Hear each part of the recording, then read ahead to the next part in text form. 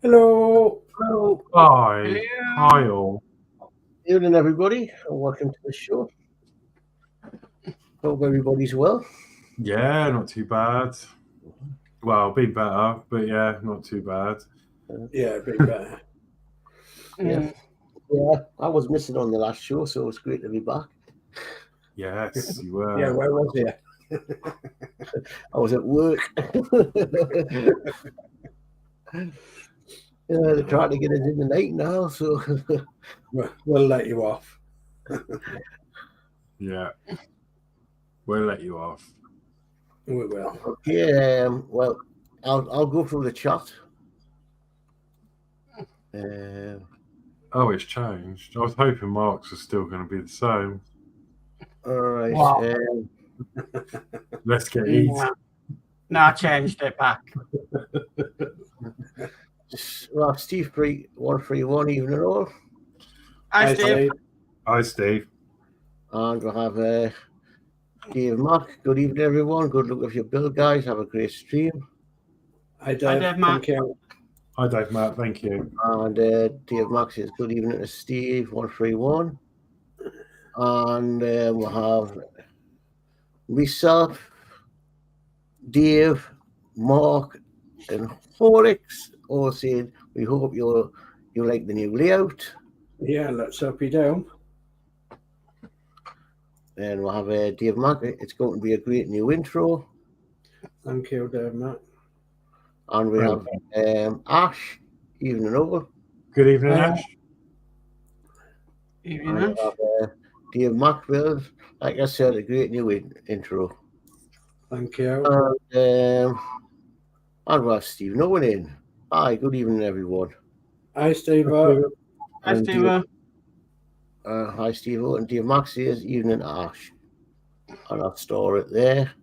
And talking about Steve Owen, I think we'll have a couple of Facebook emails. Yes, so. Hi.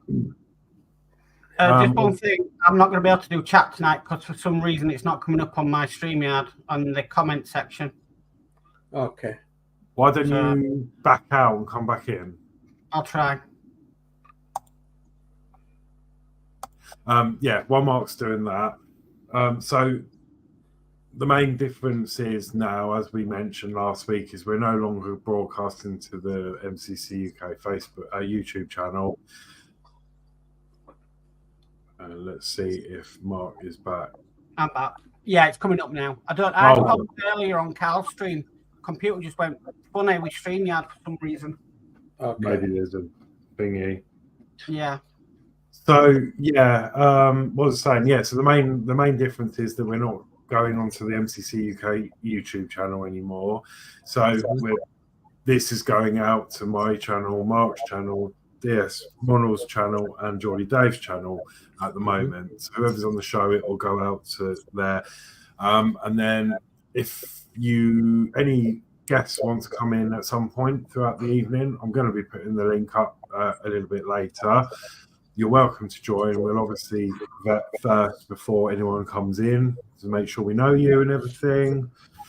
And you're welcome to just send it off to your channel as well if you want to, because the option will be up the top for you. Yeah. And obviously we've done new intro, some slightly new graphics, just to freshen things up a little bit. That's it for that. So we do have a couple of emails.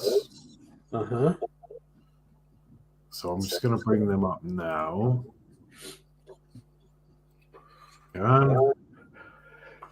Bless you. I'll be like that all day. I've been like it for a week or more. Okay, so this is the first email that we've had through. I actually got this the other day. I think it was yesterday. So this is from Ash. Wow. Who is in the chat. So thank you, Ash. Lovely. This is a few images of his completed builds. He's currently still working on the landing craft and the Sherman tank, and it's taking ages. Yeah. But these are some of the images of his completed builds. And if I remember rightly, the 176 scale as well, aren't they? Yes. Oh, Looks like. nice. Nice to be able to work, especially on vehicles. Yeah, absolutely. Ridiculous tidy. And I can notice on here, there's done a bit of weathering, and you can see some of the dark, some of the detail and the rivets, and really good. So thank you for sending that through. This is one of a plane. I'm not really sure on my plane, so I wouldn't know what it is, but is it a 109? Looking from what I say, a 109 or I think so, unless it's the wings I'm looking at, 109 or a Stuka. Depends whether they're wings or gull winged. Yeah. No. Why? Depends whether they're wings or gull winged. If it's a twin seater, it's a Stuka. Could be a 109. so there's that one. Nice plane. What's a little tank here? Oh, a red star. So is that Chinese? Is it Japanese? Chinese. That looks cool. Russian T20. I don't know. No, I'm not sure. But see some of the details on there. It's really good, and very good. Again, he's picked out like the rivets on there and looks the grand. details. So that's really good. And then we've got this one. Oh, first World War. Yeah, very nice. I like the World War One tanks. British World War One. What did they call them? Tommy tank or something? Or I can't remember what. No, they had a nickname for them, for the tanks. Tractor. A tractor engine in. It's not a tank me baby tank me, is it? So it's I don't know what it'll be, but that's not the word I was looking for. What's that ship that was going to be named after David Attenborough? What, the Bertie McBurtface? Yeah, Tanky Mac Tankface. It's not that, is it? No. Yeah, there was a nickname for him. I can't remember it. It may come up sometime. Yeah. Okay, and there's another image there. Yeah, and obviously it's a gun carriage. It's towing as well for a static gun. So that's cool. Yeah, very nice. Okay, so that is them, and then we've got the Steve-O has sent some images in. So let me go back.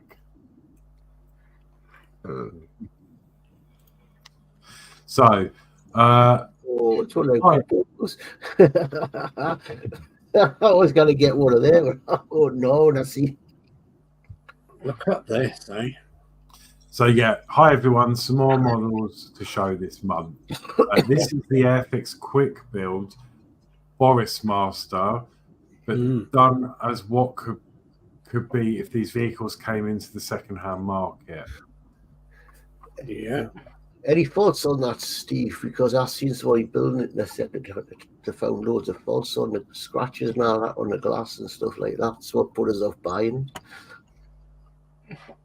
Are they're about £30 odd, are they? Something like that. Well, he's $24.99 in Phoenix. All right, so they're fairly affordable then, I suppose. Yeah, Definitely. quite a large model compared to the other quick builds. I was going to say, quite a large one from what I've seen of it, and then of course that one that Steve has done just there is a one-off. Nobody else has done one, so because he's painted into their colours. very good. Yeah, B Network of Manchester. Yeah. Very nice indeed. I love it. I love it when people do that. Take the bull by the horns and actually do something. To a standard model, just to make it different and to make it a one-off as well. So that's brilliant. Yeah. Lovely job.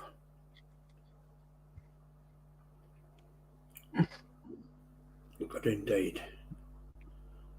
Yeah, I love all the adverts and everything. It looks nice in the yellow colours. It does, yeah. It looks a lot better in yellow than it does in red, doesn't it? Yeah. Definitely. So what do you call that? Buzzy McBuzzface? It's a Morris book. Dave doesn't like the Morris books, or do you, Dave? No, I don't like them. You don't have Morris books, are you? No, I don't like them. It's supposed to be the modern Root Master. Supposed to be, yeah.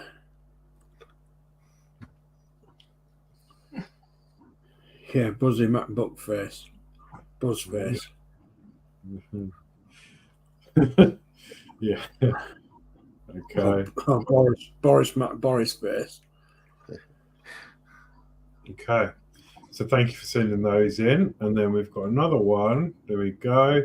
So this is number 2 email. Is a model done for Greater Manchester Transport Collector, which is EFE repaint into Daimler Fleet Line with Alexander bodywork. Yeah. Oh, well, if I had a body like that, I'd be chuffed. The Alexander bodywork was very famous coming out on the Daimler Fleet Lines in the 1960s, early 70s. And East Yorkshire actually had a fleet of them that were originally destined for Western Welsh. So there was red, and quite close to where I used to live when I was a youngster, there was a garage called Anlaby Common, and it was like the main painting place for East Yorkshire buses and the main garage also for any mechanical work. So back in the day, 19 J-Reg, whatever that is, 69, 70, 71, something like that. There was a fleet of about 10 of these Daimler Fleet Lines with them style of bodywork that actually came to East Yorkshire's garage in Anlaby.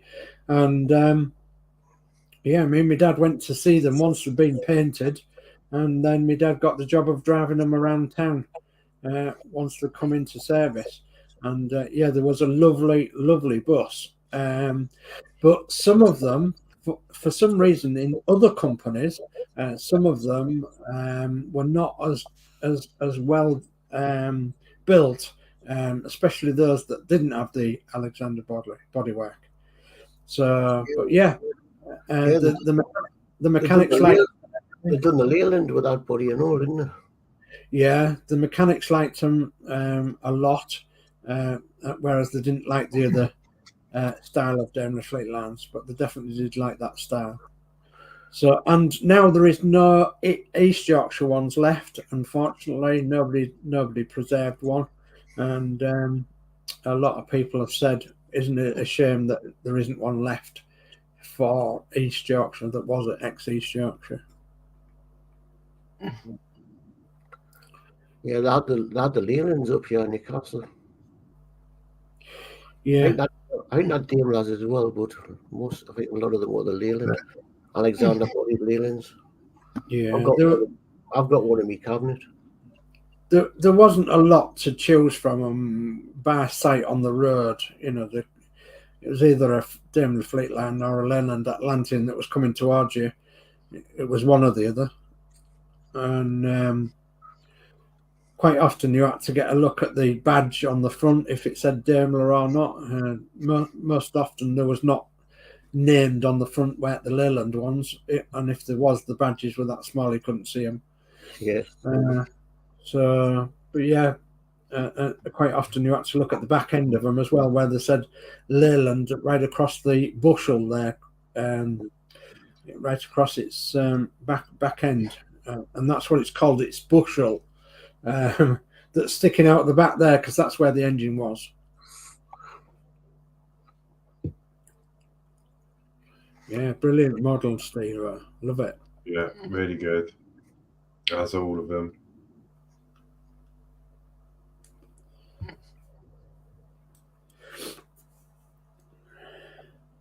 Yeah, brilliant model. Just looking, Steve, I'd see if that's got a, is that a B registered? So that would make it 64. But no, I think it's just AGA 1098, is it? Yeah. On the reg number. Oh, yeah. Yeah, there would have been round about the J registered mark.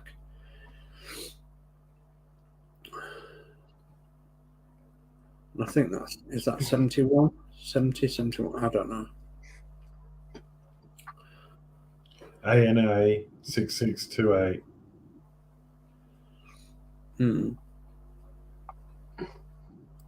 Yeah. Yeah, very good. Very good indeed. And Yeah. Again, they look totally different again with the backdrop of Steve-O's buildings. Mm. And worthwhile doing. Really good.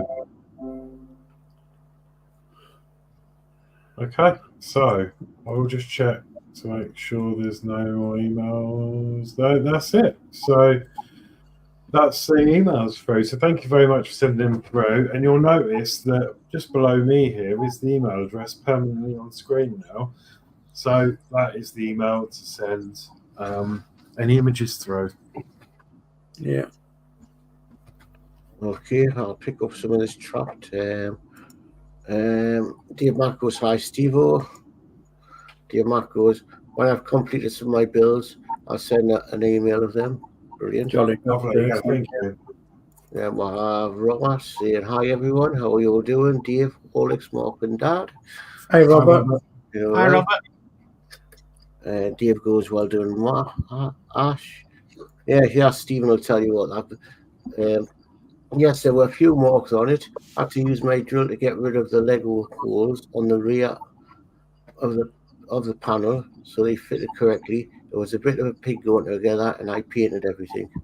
Yeah, as I say, I'd seen somebody building it was a pig, and it was marked pretty bad. Yeah, scratch, wasn't it? Right. Ash says the first image was a World War I medium whippet at 1/7 scale. Then the Franz von Wera 109. It was a 109. Yeah. Then the Russian GS3 tank. I thought it was a T20, but yeah. Then the British Mark 1 tank, and I thought that was a Panzer in the background. Yeah. And Stephen says, before building it, the EFB are based on B reg. Okay, so 64 then. And Steve says hi to Dave Mack, and that's a chat up to date. So I'm going to book on. Yeah, they've gotten cameras down, so I'm going to go cameras down, and then you can come around us and see what we're doing. Okay, I'll get my camera down as well.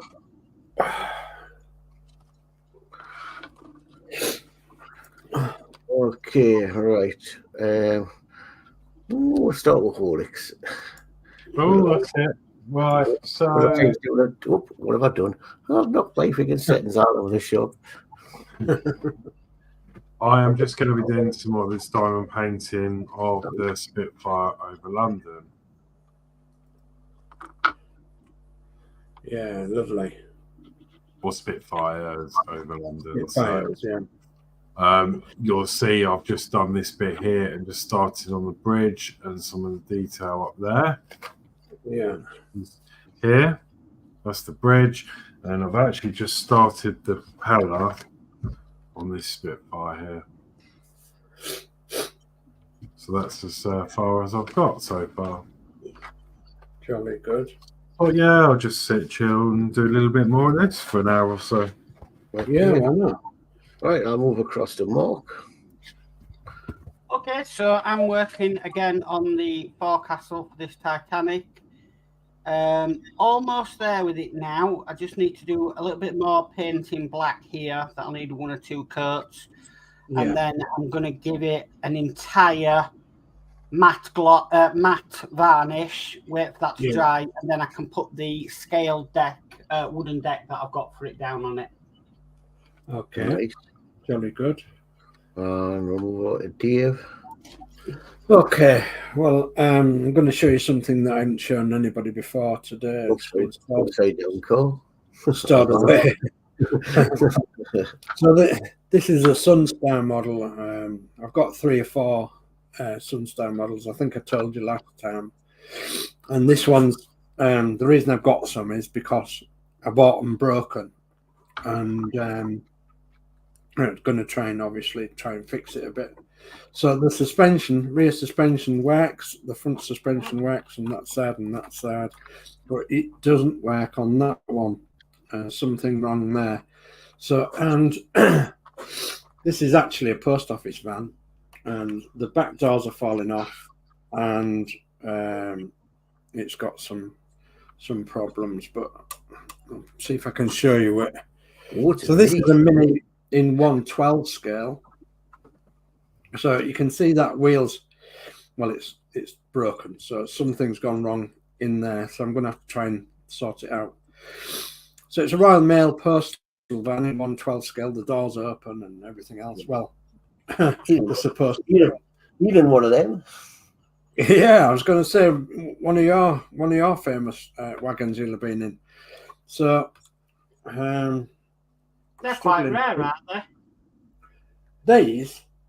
Well, the rare if you have the box and the certificate and they're in nice condition, but this one's not in nice condition.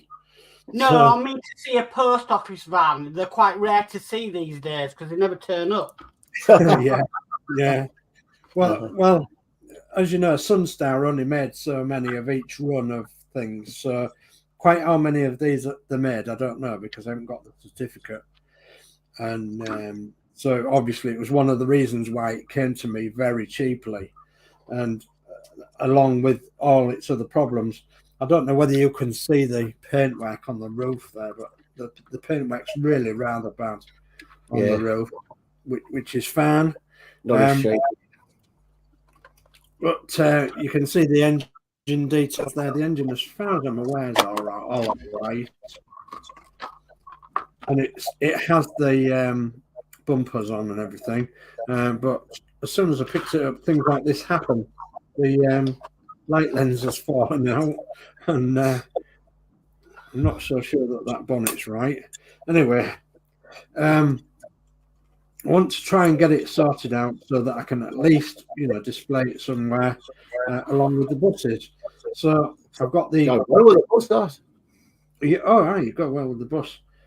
If I can get things sorted out on it. So let's see. I wouldn't worry about the paintwork because they're bloody well battered anyway. Well, exactly, Dave. Exactly. I'm working van.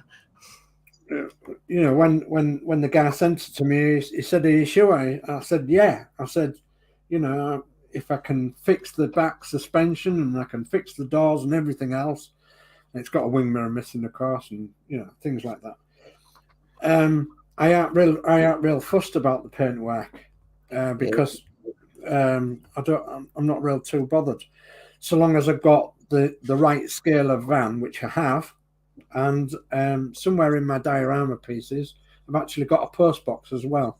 So the idea was to stand it obviously stand the van near the post box, and as I was emptying the post box out by opening some of the doors when they don't fall off. It's like the Dodge.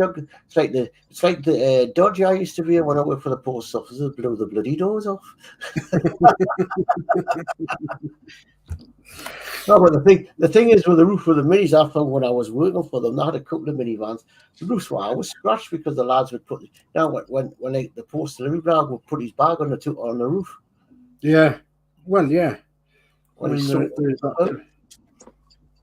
so you know, it worked in my favour really because it was for sale on eBay for a long time. Nobody was interested because they all want the perfect model. They all want them with the certificates, and they all want them in boxes and everything else. And I'm not really bothered. Under here, it's got some paint chips, you see, but it doesn't matter to me. It's ideal. So long as I can fix this suspension arm and I can fix these doors, that'll do. So I brought you something different. I think I've got 5 Sunstar cars all in 1/12 scale. So, of which I've been trying to purchase over the last 5 years, I think it is, since we've been doing the Route Master. Oh, you got to build a good diagram here for the bus, are you? Yeah, that's the idea. That's the idea eventually. And if I have a big display cabinet, I can put them, you know, in the display cabinet with the buses. Just something a bit different. And you know, I sort of wish I could afford the really good ones, but obviously they go for a lot of money, stupid money. But broken ones seem to go for next to nothing, so you just got to be aware of what's what like, and hopefully you can, you know, fix anything that's broken on it. So that's me. I'm going to be having a look at this. Okay, wait. Well, I'm still continuing on with the doll's house for the wife. Oh, the Dolly's house. No, it'll probably be the last part for me to do on here because it's massive. The rest starts to work actually on the house. So, and then I don't know what I'm going to do because I've got a lot of stuff packed up. So maybe by the time the next show comes along, I may be off it anyway because I may be looking at a place. Well, let's hope you are, Dave, because obviously that'd be good if you are moving. Which it means if you don't see us for a few weeks, I'm off. It's because I'm moving, and I'll have to get internet and all that sorted. Because I don't know if I'm going to stay with the same provider. Yeah. But so as I say, trying to get this doll's house done as much as I can get done, and it'll be easier for the move. So let's hope you are successful, and Dave. So that's so I'll go back to there and I'll hit the chat again. So Horlixs has put the link in, so if anybody wants to join, jolly good.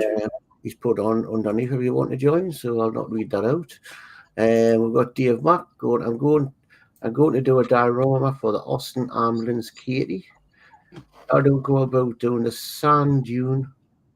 How do I go about doing the sand dune, which was in the movie? The advice will help me a lot. Okay, so papier-mâché. So chicken wire to make a hill, and then papier-mâché, written papier-mâché. You know, so that's just paper and glue, isn't it? You know, going back to school again. Papier-mâché, and then get some real sand. And I would paint it sand colour first, so you've got like a base, and then try it from there. But yeah, usually chicken wire. We used to do it in the 1970s. Because chicken wire can bend it and put it into certain shapes, and it'll stay there. Then cover it with papier-mâché, so that it covers all your, you know, and you can make it as smooth or as rocky as what you want. And then paint it a sandy colour, and then get some real sand. Yeah.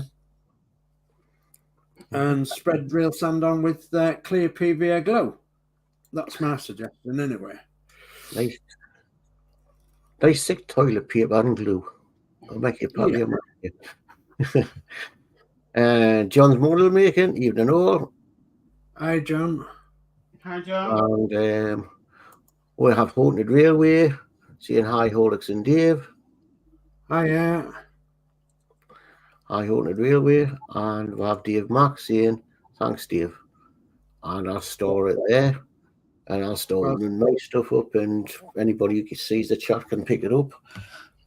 Somebody else might have better ideas than that, but that's probably what I'd experiment with, because papier mesh is obviously cheap to do, isn't it? So because my sides at the top, I'm not actually looking direct at the computer, so yeah.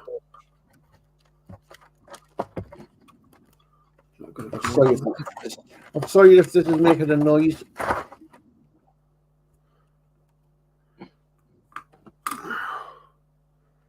Right, so we have got an hinge on there then. Anything else missing from the back of there? Don't think so. Bumpers, lights. So if I took that hinge off there, must mean that I might be able to sort out the back doors. That'd be good if I could. That'd be good if I could. Okay, so let's have a look then. 1, 2, 3, 4. I've got the 4 hinges. Oh, good. That's a helpful if you've got them. Well, yeah.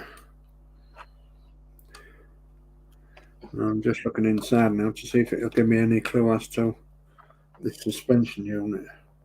See what's happened here. I've got a sneaky feeling that it's broken something. But if I can glue it, it's not as if it's gonna go out on the road, is it? Oh. Might just be a case of finding out where everything's attached. Looks like somebody has tried to repair it with glue. Can you get the hood cap off? Yes. Oh, the wheels are held on by nuts. Really? Goodness me. That's unusual, isn't it?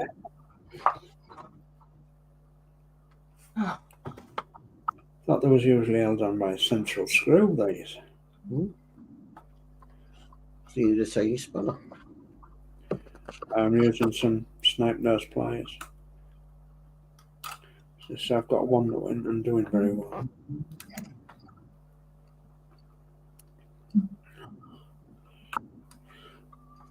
Got somebody popping. John's model making's popping in. Should I let him in? Hello. There you go, John. Good evening, guys. Hi, Good evening, John. Good evening, guys. How's it going? Hi, John. How are you? Good. Evening. Hiya, John. How was you? Yeah. Are you here? Oh, it's nice to have you along. Can you hear me all right? Yeah. Yeah, can you hear you? Can you hear us okay? Oh, yeah. Yeah, that's all right then. Jolly good. Cheers. Yeah. It's nice to have you along, John. Yeah. I don't know whether I'm getting echo or repeat though. Yeah, there you go.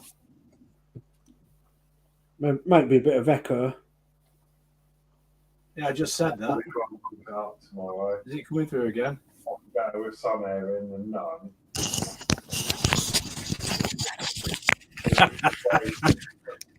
I'm repeating here.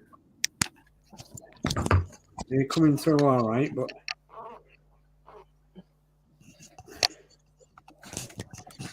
Is it this one? Oh, right, okay. All right. So what are we up to anyway? Who's got the ship? Is this the Titanic? Yeah, mine. I'm just working on the front of the forecastle of the Trumpeter Titanic. oh,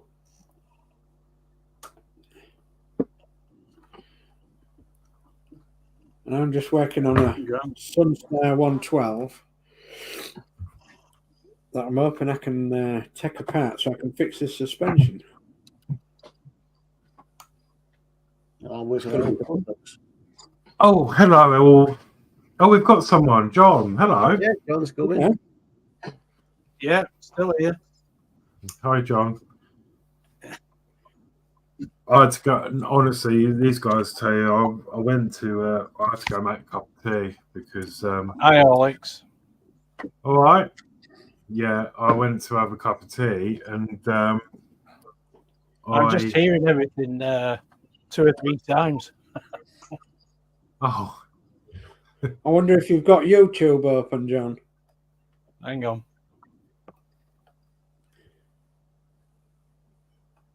So maybe got YouTube open if he's Hang on. everything. Yeah, I went to just before the stream. I went to. I thought I'd made the coffee fresh today, but I hadn't. So it was the drabs from the coffee from yesterday, and I nearly threw up. I think I'm sorted now. I think I left the player open. Oh, jolly good. Yeah. Sorted now, anyway. Right. Jolly good. Nice. Well, it's nice to see you, John. It's been a little while.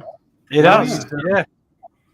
I've been flicking through the channels tonight. I had a trip over to Wayne's World, and then I was looking at another guy called Blue Iris Toys. He's over in Blackpool, and just tripping around. And then I saw you guys were on. So I thought, well, why not? Why not? Yeah, good. Glad you have. Yeah, no, it's good. Yeah. It's good of you to drop by because.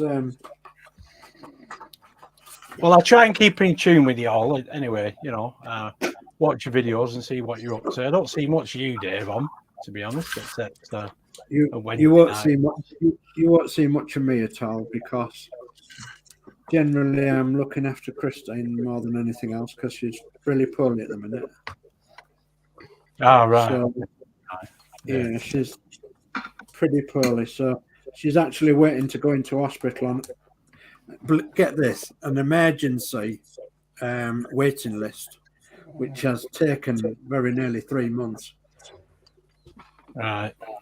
So state at NHS, unfortunately, isn't it?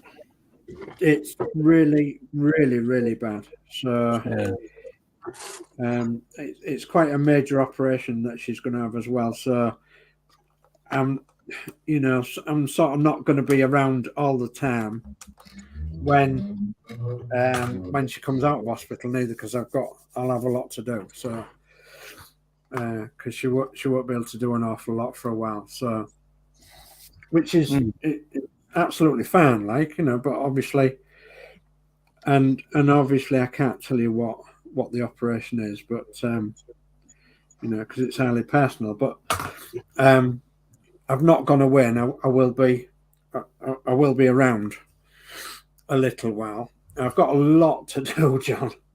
I've got stacks and stacks and stacks to do. I've actually caught up on my Eddie Stobbart. I've got to where I've got the next one. So I've got to 123, I think it is, on my Eddie Stobbart. Right. So, but Christine's Eddie Stobbart's come to a stop, and she's just collecting the issues, and then her doll's house has come to a stop, and she's just collecting the issues, and then, as you know, we're going to do the Titanic, and we're just collecting the issues for that. My plan is to start the Titanic once the Eddie Stobbart's out the way, and if I want to do 10 issues a week, then I can, because obviously I'll have them, won't I? So yeah, of course, yeah. That's the plan. But I've got absolutely loads to do, and we've still got our Morris Manor, of course, and I'm still working on that, doing bits and pieces on that. It needs a complete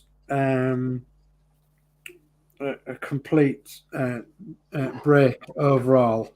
It's had brand new brakes, shoes all the way around, and rubber pipes, and it needs a master cylinder and the copper pipes, and I've got both, but obviously I haven't got the time to put them on. And I was waiting for some better weather so that I can get it up on jacks and everything, and axle stands, and do the whole job all together on a nice day. But that might have to wait until early summer, I think. So, and I've got several other little jobs to do on it, which are just cosmetic, really. But yeah, we're still doing little bits on that. What do you call your car again? Was it Matilda or something? Matilda, yeah. Yeah. Matilda. Yeah. Chris actually named it. As she walked up the door, she saw it and she said, "Oh, that's Matilda." I says, "Is that what you want to call her?" I've seen it in person, and I can tell you, it looks like it's just rolled out of a showroom. Yeah, I saw it a couple of years ago. It was before. Was it a couple of years ago, Dave? I think. Yeah, I think we must have just got it. Yeah. Yeah, before you announced it on to everybody that you got it. Yeah, that's right. But yeah, it looks cute. Yeah, she's. I have done quite a bit to it since then. Like, you know, it had the Series 2 front end on, and I wanted it all original. So anyway, I was looking around for some parts one day, and this guy on Facebook says, "Well, I've got a snad valve engine," and he says, "I've got a rear axle," and he says, "I've got front hubs and all the new brakes, and I've got rear hubs and all the new brakes, and starter, dynamo, carburetors, and everything else."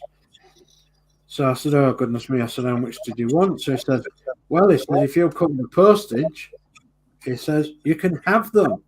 Oh, that's all right. So I got straight onto my son, Lee, and he transports things all over the world. So he has an idea of how much things cost and everything. And he said to me, "Well, where's it coming from, Dad? And where does it have to go?" So I said, "It's coming from Hale, Ireland." And I didn't even know where that place was. And I said, "It's coming here." And I said, it'll be a pallet, just, you know, a normal pallet. I said, "But everything will be held on and strapped onto the pallet." So he says, "Oh," he says, "it'd be 55 quid then, Dad." So I went, "Right."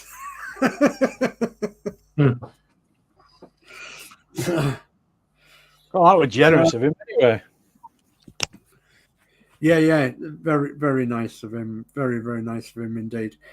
Basically, he'd got himself a car. He was a mechanic, and he'd got himself a car which was the same age as ours, and he wanted to put a bigger engine in, so he put a bigger engine in. Then he realised that the side valve Series MM Morris Miners will only do about 45 miles, 50 miles an hour at the most, but because his car had a bigger engine in, it would do like 70 miles an hour. Well, of course, the brakes and everything else wouldn't cope with the extra mile per hour, and so he changed all the brakes and everything else after he'd bought brand new, and he just didn't know what to do with them. So they came my way. I think it was a case of being in the right place at the right time. Yeah. And I'm really, really pleased that he did. So yeah, I do keep in touch with him as well and let him know what's what, and he's very grateful for that. So yeah, it sounds great. That at least he got his upgrade anyway. Yeah, he got his upgrade, and I like originality, you see. So it suited us both, you see, didn't it, really? Mm. Yeah, I like originality. And then the guy that used to own our car, only for a few years, he actually got new number plates for it made out of aluminium. It's the original number, but he kept the old number plates, and the old number plates were them individual letter ones, that were drilled and punched into the number plate. Anyway, he said to me, he said, if you want them, he said, just send me the post. I thought there's going to be a lot coming through the post in a minute. So anyway, I sent him the post of how much he wanted, and he sent me the original number plates, and he was able to tell me that the car was owned by a family in Bodmin in Cornwall, Devon. Yeah. And it spent 61 years of its life with that same family. Right. And it was the mother. So it was like mother and son. The mother bought the car, and she used it, but nobody knows what she was. We don't know whether she was. Well, there's been suggestion that she could have been a nurse or something like that. She could have been, I suppose. Anyway, pardon? What did you say she could have been? Could have been a nurse. Oh, a nurse. Right. Yeah. Classic nurse guy, yeah. Yeah. So she unfortunately passed away, and the son took the car on. He restored the car to what it is now, basically, put it back on the road, and then he emigrated to Spain, and then the car got sold at an auction, and it went from Devon to Dorset, and then this guy who sent me the number plates, he sold it in Dorset, and it went from there to Shrewsbury, and then it went from there to Scunthorpe, which is just the other side of the river from me, and then it was advertised on the Fleabay, like. So how old is it altogether then, your car? How old is it? Yeah. 1953, so it's 71 years old. Right. Yeah. You're in the Morris Minor Club? Yes, I'm in the Morris Manor Owners Club, yeah. Yeah. I'm a member of that, and then I'm sort of an officiated member to the North Links Morris Manor Club, even though I'm not an official member. They've sort of joined me, and that's because most people who know that I'm around, the circle of vintage everything, knows me, and they sort of give me. I suppose I ought to join them. Really, it's only a tenner a year to join the North Links group, but the East Yorkshire group as well. They've sort of taken me on under their wing as well. So I'm welcome to all their events and everything. So You're not breaking bank, are you, Tanner? Well, no. I do belong to quite a few other clubs and associates there. So, thankfully they're spread out right throughout the year, so it's not too bad. But Plenty of gatherings then. Oh, there's plenty of gatherings, yeah. There's plenty of places to go. But that's fairly local as well.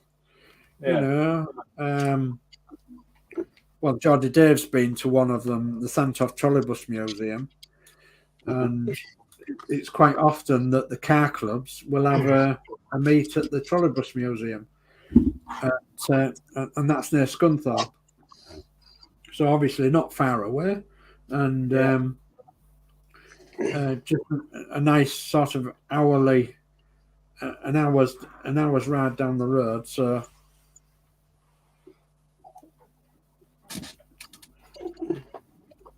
yeah, I think I've seen that online, Sandtoft. Yeah.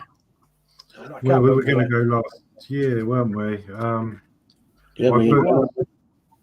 You went on your own, didn't you, Geordie, in the end? But I think I applied to have a stall, and I was going to share it and display my Moot Raster and stuff. But then, plans changed and it couldn't be helped, and I ended up going to Flamingo Lands in Alton Towers. Yeah. Bit different. Yeah, me and Danno went to Sandorf, had a great day. I would like to go there, so hopefully we can reschedule that for another time. Yeah, no problem. In fact, probably more so now, because I don't think the Bluetooth kit was really much of a thing back then, was it? It wasn't as what it is now. No, that's true. I wonder if them spiky.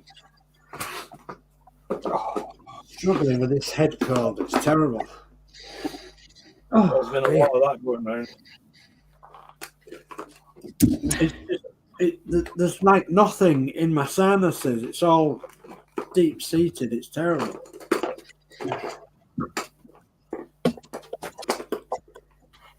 We'll blame the roughness, I think. Yeah, my wife had it done in February, so she decided to give it me. Oh dear. You know, share alike and all that jazz. Yeah. Yeah, you've got to give it to someone. It's gone now. We're fine now, anyway. Well, I think everybody's had it. A lot of people. I think this year's been worse than not taking anything away from anybody, but COVID and whatnot. You know, because COVID was no joke, but the rate of bugs that have been going around this year has been incredible. Yeah, exactly.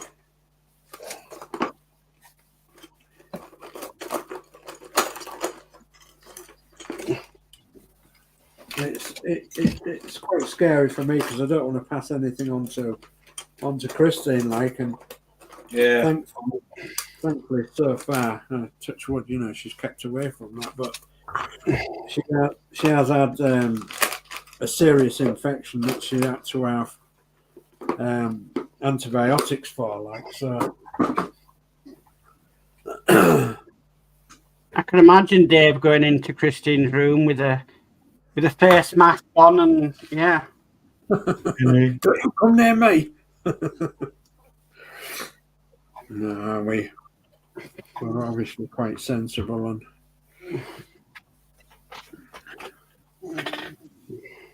well, I think somebody's glued this wheel on. I think I'm going to have to try and unstick it. Somebody's glued the cap on. That's not very helpful, is it? So, are you working on something on screen, John? I can't see the screen from me. Let's have a look. Yeah. I'm just cleaning up some super glue residue. Oh, you're on the link. Oh, beautiful. Yeah. Was that submarine coming on? The U-boat, it's coming on brilliant. Loads of detail on that. I believe, Matt. Don't go there on that one. Sorry? Don't go there on that one. I thought you'd signed up for it. Yes, I know. You invited me into a group, and less than 12 hours later, I'd signed up for it. Oh, there you go, then. I get my commission now. Oh, you signed up for it, are you, Mark? Yeah, I'm going to have a look at it, see what it's like. I was going to do the Eleanor on Fan Home, but it's Fan just another Home, the link don't work on the website, so I'll go for something with Harshette. I never have any problems with Harshette. Now the Rossi's done, and it works out cheaper as well than the Rossi. Yeah. The U-boat does? Yeah. Does it? Well, the U-boat, you got to think about it, is only 4 stages a month. The Rossi's 5. Oh, right. I see. You mean monthly? Yeah, not total cost. Yeah. Of course, yeah. No, not total cost. Oh no, the total Rossi's what 91 stages. So Yeah. Still got what is it? I've got about 15 stages to go on that. yeah, Three more. Yeah, 3 more packages. Yeah, I know you finished yours. I have been watching them, but I've put off from watching these last lot because I don't want to get spoiled. In I don't want fact, to see what's going on. mentioning the Ross spec, I'm just going to go full screen. I got something through the post actually. I'm going to do a video of me installing them yet, but I'll show you. So I got this through the post, and this is from Ian at Partwork Upgrades, and it's the decals for the Rossi. Oh. So you've got the instrument panels, which you can choose which one you want. Oh, right. Yeah, because it's blank, isn't it? Yeah, the instrument panel's blank. And then some other bits that you can put on as well. Yeah. So, Super yeah, I've got them to put on. Oh, lovely. That looks good. It does look really good, though, the Rossi. When it's done, yeah, it's just a pain getting there. Yeah. Don't fiddle with the cables. I'm just going to go through a little bit more of this chart. Okay. So Dave Matt says, I've painted Katie in desert yellow. Ah. Jake's in, Haunted Railway. Hi to the others as well. Hi, Jake. Okay. Hello, Jake. John's one to make says, I don't know if you've done these or not. Take it to Blackpool, Dave, and take a photo on the beach, blow up the photo, and you're done. Yeah. Cheap diorama.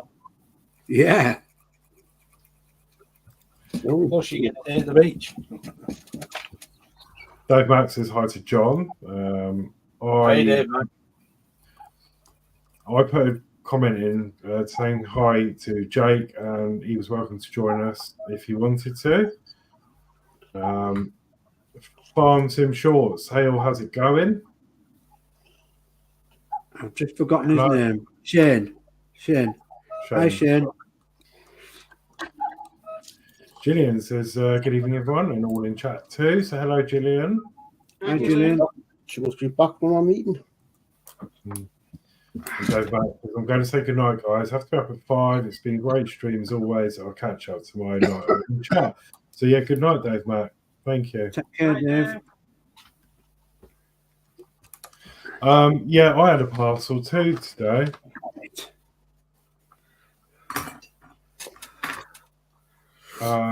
From Ian. Oh, yeah. Mr. Ian Partwork Upgrades, Ian. Yeah. And it is Pizza. No, it's not a pizza. It's a replacement 49 of the Ferrari. Oh, right. Well, you've had a few damaged parts there, haven't you? Yeah. So I'm hoping we'll be able to finish this part off. Oh, so all on Monday. Pardon? So we'll be all on Monday. Well, I'm still debating that because I don't think this is going to be a very long issue. I think it's just putting 3 screws in onto that vent. But actually, while we're on stream, let's have a look. Where did that come from then? Well, see if this is dodgy as well. Yeah. Yeah. I'm hoping they would have done a bit of quality check on it before it left. That's interesting. Well, that's interesting.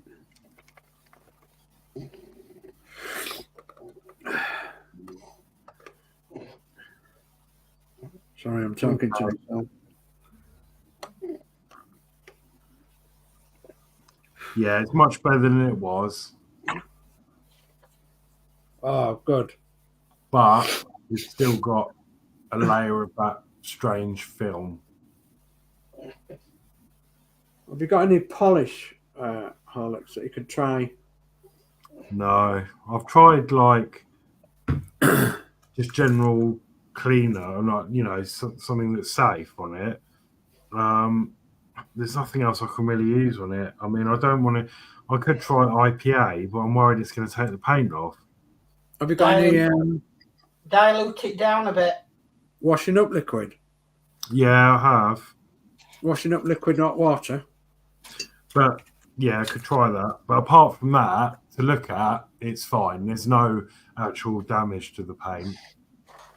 So I think that'll be all right. So that's brilliant. So that's that bit sorted.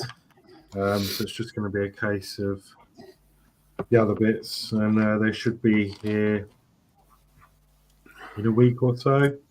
Shouldn't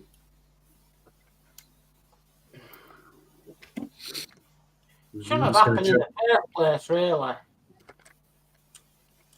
It was this plastic bit that was actually it was the plastic bit on this one, wasn't it?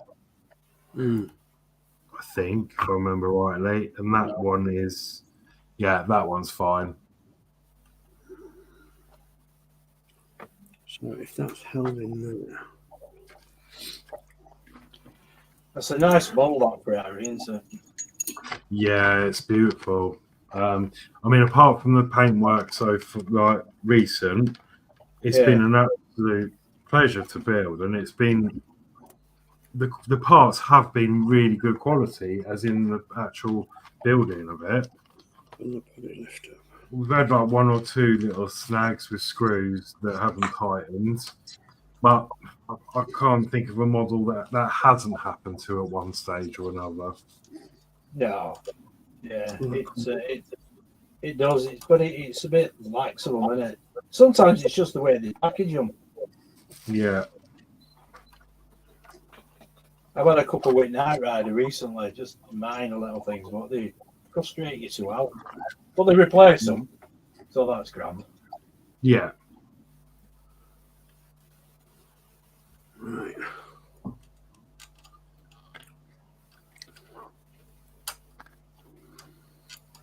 Ian says, greetings. Hi, Ian. We've just been showing off the Ferrari part. Oh, yeah. Greetings. I checked them out. They were good. There's still, well, I don't know. Well, you might have seen it. Let me know if you saw it. If not, I'll tell you again. Right, what am I doing? Hey. Oh, right. So let's see if there's a spring in there, shall we? Go on, get in. Oh, look at that. Cramp in my right arm. Eh? I got cramp in my right arm. That's not good. Got it all day. Do my head in. Oh, I was still. Ian said he didn't see PM. No, it's all right. I don't need to PM. I'll show you. It's fine. I was just saying, I've opened the. Oh God, I've gone on the wrong screen. Hello. I've just prematurely checked the parts that I got today. I was just to say that it was all good, Ian. I think this one was the plastic piece that was the problem, but the metal piece is absolutely fine. I mean, there's no damage to it.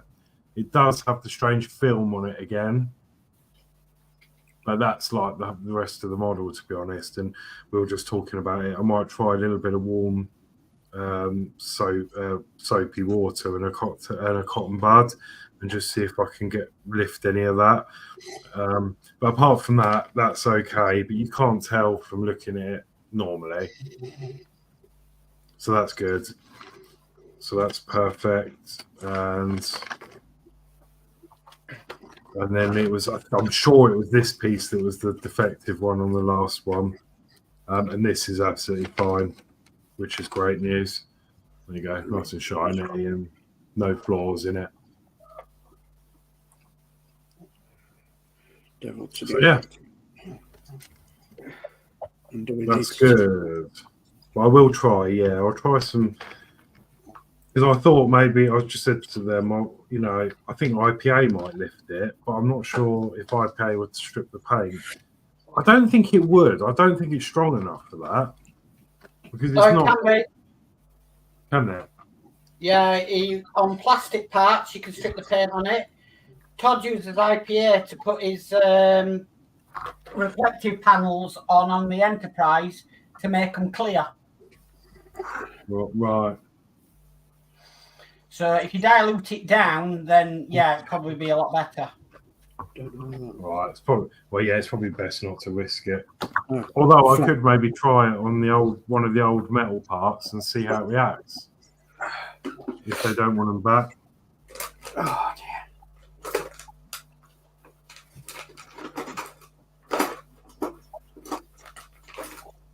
Oh, my sinuses. God, Brennan. You get a pizza every week for doing that build? Horlicks. Pardon? You get a pizza every week for doing that build? No. Are you doing it out of the goodness of your heart?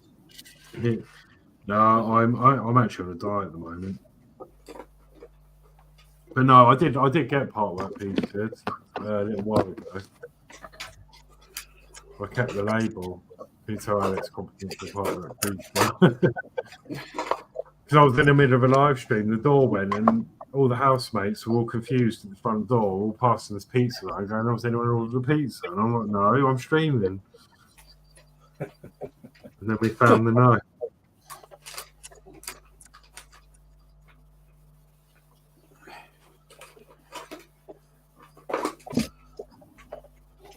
Oh, why is it the bit you want? Oh, it's always at the bottom. Yeah, I'm just doing it as a. I mean, it's just favour for favour, really. I mean, Ian, he's busy, and likes the models. I like building them, so it sort of works hand in hand, really. Yeah. So I just do it because I want to. That's it. Right, so he's ready to do a round? We're having a round, are we? I'll do a round.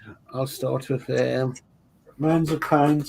I'll go around. I'll hit Mark first. How are you doing, Mark? So I'm just going around the outline now of this with white before I put a matte top coat on it. So I'm just doing the difficult areas first, and then I'll do the other areas once I've got this. Once these bits dried. So yeah, getting there slowly. Cool. Horlixs.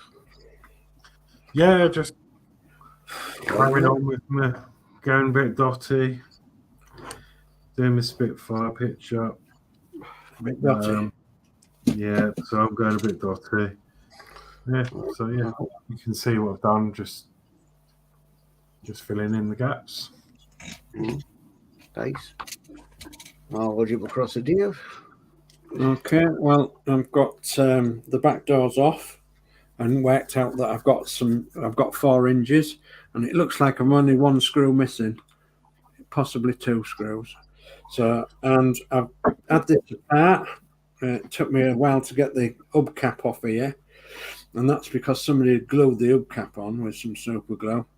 So I had to drill down the center of the hubcap, and basically it's just a hubcap that goes over the cap that goes over a screw. So, and you won't see it because it'll have the little hubcaps on, the little silver hubcaps. So took it apart and got the brake disc off and everything, and found out that the damper arm had come out the damper. So now it works absolutely perfectly. Just like the others do. Simple. So all I've got to do is put it back together. So Yeah, is that your nemesis now? is that my nemesis? What? Yeah, models that have been super glued together. Yeah, And they I was shouldn't just- have been super glued together. I was No, going to no, say yeah. that earlier. Like, Yeah, no, you no. have bad luck with your models and super glue. Oh, blimey, yeah. Especially with that root master that's behind me. Yeah, goodness me. I'm going to say, because you had the unbuild the root master put together with super glue, and now that put together with super glue. Yeah. That other Morris Manor, the white one I was working on last time, that had super glue all over it. Oh God! So, but yeah, some people must love super glue. Well, gets them into trouble, but I don't know why they've used super glue on this, because it just came out the damper arm. The damper arm had come out, and now it's gone back in. There's a spring in there, like the spring of a pen, and it works perfect.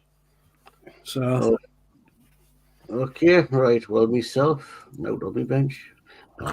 I've just done some of the windows, so that's them done. jolly good. Off. When I'm cleaning up, I'm going to pull out the other port in a minute. I think I've got wallpaper in to do and cutting out, so that's going to be fun. So that'll be me in a minute. So I'll jump over to John. See what John's up to. Oh, I'm taking excess super glue off this aluminium. Oh, somebody else working with super glue. It gets everywhere on this build, I tell you. So it's just a case of cleaning it up with a bit of tips. Scrape it off with a, there you go, coffee stirrer. making a really nice, really superb job of that. Really nice. Mm-hmm. Oh, cheers. Here's one of my nail cells today. Yeah, that was put together with canopy glue today, so that's not too bad. Lovely. I think that does meet at both ends. So How are you finding it, Lancaster, John? Hey? How are you finding it as a build? oh, it takes a long time. It really does. It's I love it. Don't get me wrong. Just have to have plenty of patience with it. Yeah, but that's a proper part work when you had a week to work on it. Yeah, yeah. exactly. Not just glue it together and it's done in a day. You had, back then it was you got an issue and you worked on it for the entire week. Yeah, you're right. I think the most you can work on part work these days is you're lucky if you get an hour out, aren't you? Really? So this year it can take me. I mean, what did I do last? I've got a video going up tomorrow that took me over 3 days, over the space of 3 days, not 3 complete days, but over the space of 3 days. See here, I've got the spigots on. And I actually, on the other wing, I drilled in the wrong place, so I fell it in. I left it in video because, we all make mistakes. But, once it gets sprayed over, it'll be fine. It's like all these little patches here, this one here. I don't know if that man's get on, but it's just super glue. And it was bigger than that, but it's taken me ages to get it off. So I just want to make it look as good as possible for when I come to prime it and then paint it. So with that Spitfire, you've got to build it to spray the colours on. The Lancaster. Yeah. The Lancaster. Yeah. All these individual panels. Yeah. That's one panel. That's one panel. Here. And you got to do your own. Here. Yeah. There's a small panel there. One here. This one here. This one needs spraying again because it's got a little bit scratched. That's where the nail cell goes over the top eventually. Mm. So it's on shore like that. So I've just got to make sure that the paint looks right. But this is just to my copper green. Once it's right, I'll put some matte varnish on it, and that will stop it from chipping like it is. But you do. You can do a lot of painting in this. You can paint, you can spray it, and it'll look absolutely fantastic. And then when you put it together, it just chips and whatnot. So this aluminium is best not where super glue is concerned. When you attach it, is to scrape the paint off and just put it straight onto the aluminium, onto the wood of the stringers, and it sets brilliant. But with the paint on it, it'll easily come off. You can just pull it off. But I think that was, looking at the instructions, I think that was the idea in case anything went wrong. Take the panel off. But like these tail wings, I haven't painted the inside, but these went on perfect. I was just surprised how well they did after riveting them, because obviously the internal part of it is all wood, and that's all painted copper green, but you can't see it. So you think, why are you painting it? Right, yeah, that's You know what I mean? So yeah. I didn't bother painting the inside of these. I just glued them, and they went on absolutely bang on. I was just so surprised how well they went on. I suppose the would fit better on a non-painted surface because paint will just peel off. Yeah, exactly. Yeah. So it doesn't go through the paint. It just sits on top of the paint. Yeah, then the paint. These bigger panels, see, with a bigger panel, it just becomes a problem. It'd be all right once they're all together, and you spray painting it, and then you put a varnish on it. That would probably all be all to bits, but it's quite fragile. You drop it, and some will fall off. It's only a bit of wood at the end of the day. I've got the D'Agostini DC3 to do, and it's made exactly the same way. Yeah. You just got to make it up as you go along. Find out what's best for you, really. I started looking at the D'Agostini DC3 instructions, and they didn't make sense, and I thought, this is a bit odd. Anyway, I just looked at a few pictures and then started putting a few bits together, and I thought, well, that's better. Do you do your own riveting and all on it? Yeah. There's a rivet maker. A little hobby wheel. Came with build. So the space is right for it. Somebody's actually requested this of me when I finished because they're doing this. But yeah, it's don't get me wrong, it's not always bang on because you can. What I do now, I use the old tape measure.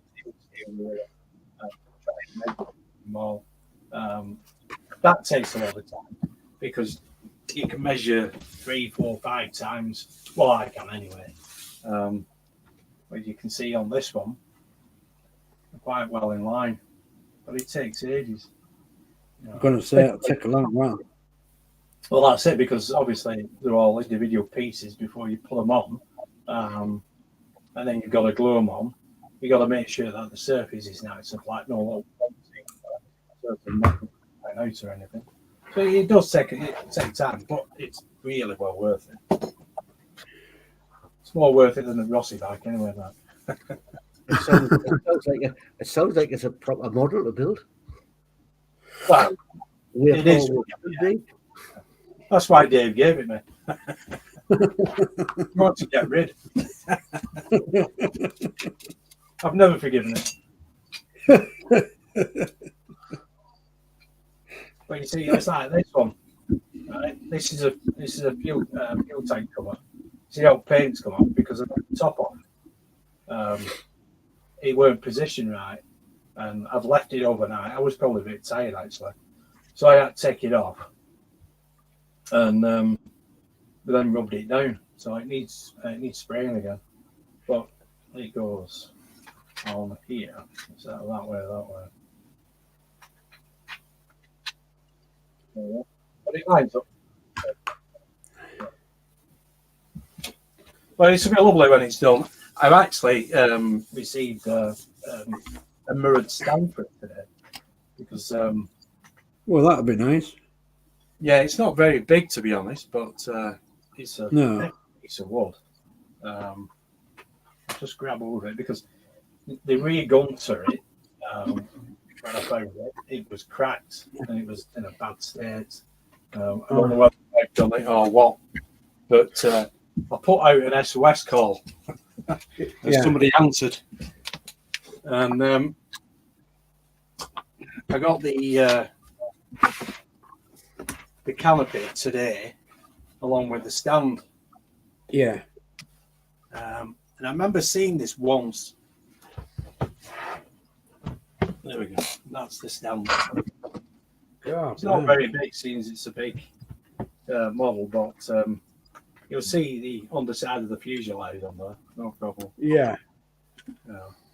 But he offered me this and the canopy, so they both came today at a very good price as well. Oh, good, good. Yeah, so loving it. Might get it done this year, you never know. Yeah, well, no rush, is there? So, No, definitely not. how do you compare that with the new Arshek one then? Do you think the new Arshek one will be as good? Well, it's die cast, isn't it? So better material, obviously, but easily put together. What I have noticed with the new one is they've got a radio operator's equipment, whereas this one, this has a desk and a seat, whereas the die-cast one doesn't. It has all the equipment with it, and that's issue 10 and 11. So I picked up issue 10 today to get the equipment because I'm going to put it in the cockpit for this one, and I'm going on Friday to pick up issue 11, and then this Lancaster will have everything in the cockpit because they lights in different sections up as well. Yeah. So this is the cockpit. Yeah. Yeah. So pilot seat goes in here. Pilot seat. There's something else as well that goes with it. Here is the radio operator. Well, you can see it's just a blank desk, but he's got a seat. Yeah. And I put the decals on. Got them from Kit's Road, just for giving a bit more. You've heard of Kit's Road, yeah? Yeah. I've actually got some decals from Kit's World for the HK Lancaster. Yeah, exactly. Yeah. But you can see here the navigator's seat and all his equipment looks pretty busy, you know. And the flight engineer, you know, he's got his seat there. So he looks quite busy up here, but nothing very. So I've got some, like I said, issue 10 today came, so I'll put them in, and then I'll get issue 11 and put them in, and that'll look pretty good because the table is exactly the same size as this table. I was going to say because they should be exactly the same scale, shouldn't they? Yeah. Whereas the pilot seat on this one is slightly bigger. You know, it is slightly bigger. It's significant, really, since it's supposed to be both 132 scale, but the table is exactly the same size. I don't know about the little seats. I've not come across them. I've not got them yet. So, but yeah, so long as I add more detail into it, then I can show it. Because once I put the cockpit in place, I've just riveted a panel for the top here. Put the canopy on here, and I'm going to leave this side off so you can see everything. But I've got to cut a piece of the skin out for here, so when the canopy goes on top, it doesn't look stupid. You know what I mean? But still keep this side open. Same as the rest of it. Keep this side open as much as possible. Just get some lighting in it so you can see the detail. Brilliant. Absolutely brilliant. And then obviously display it in your room. Yeah, well, it's going to be at the side of me here. One with the other one. So it's not going to be fair. It's looking good. I'm pretty chuffed with it actually, but it does take forever a day. Well, I was going to say, you know, you put the work in, so goodness me. Yeah, it's well worth it. You know, it's like everybody says where Partworks are concerned, the die-cast ones, they look beautiful when they're done. They cost a lot of money. Well, it's not a great lot of work. No. It is a challenge. It's the first time I've ever done anything this complicated, really. But, I wouldn't mind doing another one, actually. Well, I don't think anybody does them, really. You can get small ones, but Yeah, I can understand how some people it's taking them like 3 or 4. I think one guy it took him 7 years to do it. So, Good God. yeah, well, he's probably working as well. I know I've been doing it over a year and a half now. I've got what was it? I've got 14 more stages to do, but each one, I don't think stage 112 is very long because there's two of these to do. You just have to glue them. But it took me 3 attempts to glue that to get slipping. And then there's only this to go on the sides of here and the wing. It's just support pieces for when we put the wing onto the central spar. But it's all about getting the measurements exactly right. There's not much tolerance in this build. I've noticed that. No. Yeah. No, I've noticed when you've been doing the measuring out and what have you, and thinking, goodness me, there's nothing in there to play with, is there? No, well, especially with riveting, because you get one rivet out and it might send you nuts. yeah. Not ironing and all that, but sometimes you've just got to go. Oh well, I've done best I can. Leave it at that. Yeah. But the thing is, as well, even though you can see them all now, once it's painted, you're not going to see them as well. No, you're not. No.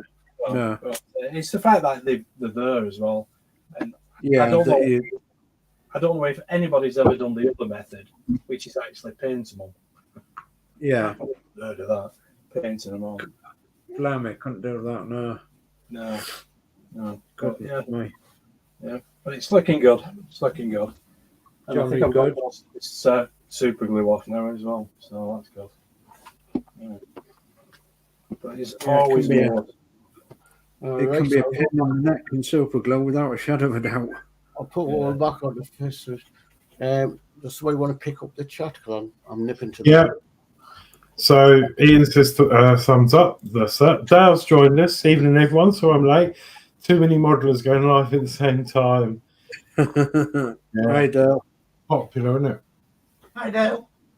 Hi Dale. Good evening. Ian says hey to Mark. Hi Ian. Dale says hi to Ian. Ian says hi to Dale. And we've got Eric in. Howdy everyone. Hi Eric, buddy. How are you? Hi Eric. Hey, thanks for joining us, Eric. Dale says hey Rascals. And Rascals says hope all is well tonight for everyone. Yeah, so it's been better. But no, I'm okay. Is that turning in there? I think it is. It's not supposed to turn in there. Oh dear me. I'm just waiting for stuff to dry. Well, I think we've been around the tables apart from Geordie. So let's bring Geordie on screen. Here we go. I just showed you what I've done, but what I'm doing now, what I'm getting now is issue 100. Was that a grandfather clock? Yeah. No, it's a hat stand. Oh. No, I thought the whole thing was a grandfather clock. First bit out of scale. I don't get issue 100 out. That's 2 of them. I don't know why I'm putting these back on, but I am. Dave, I'm not really sure you're supposed to be decatting that car. I think there's a law against that.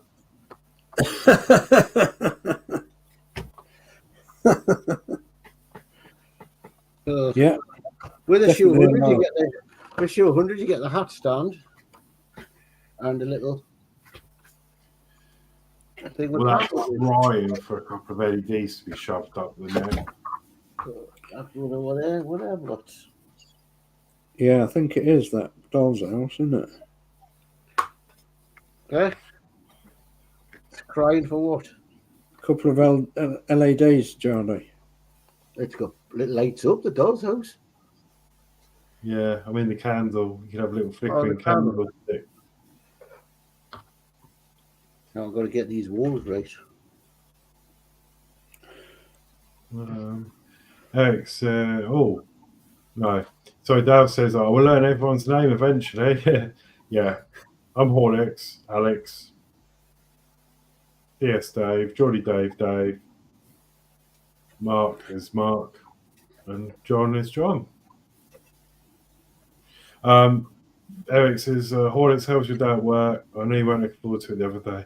No, well, that's the thing. I have been really busy this week because we've got someone off. We've had someone ill. And yeah, it's just been absolute hell Monday, Tuesday.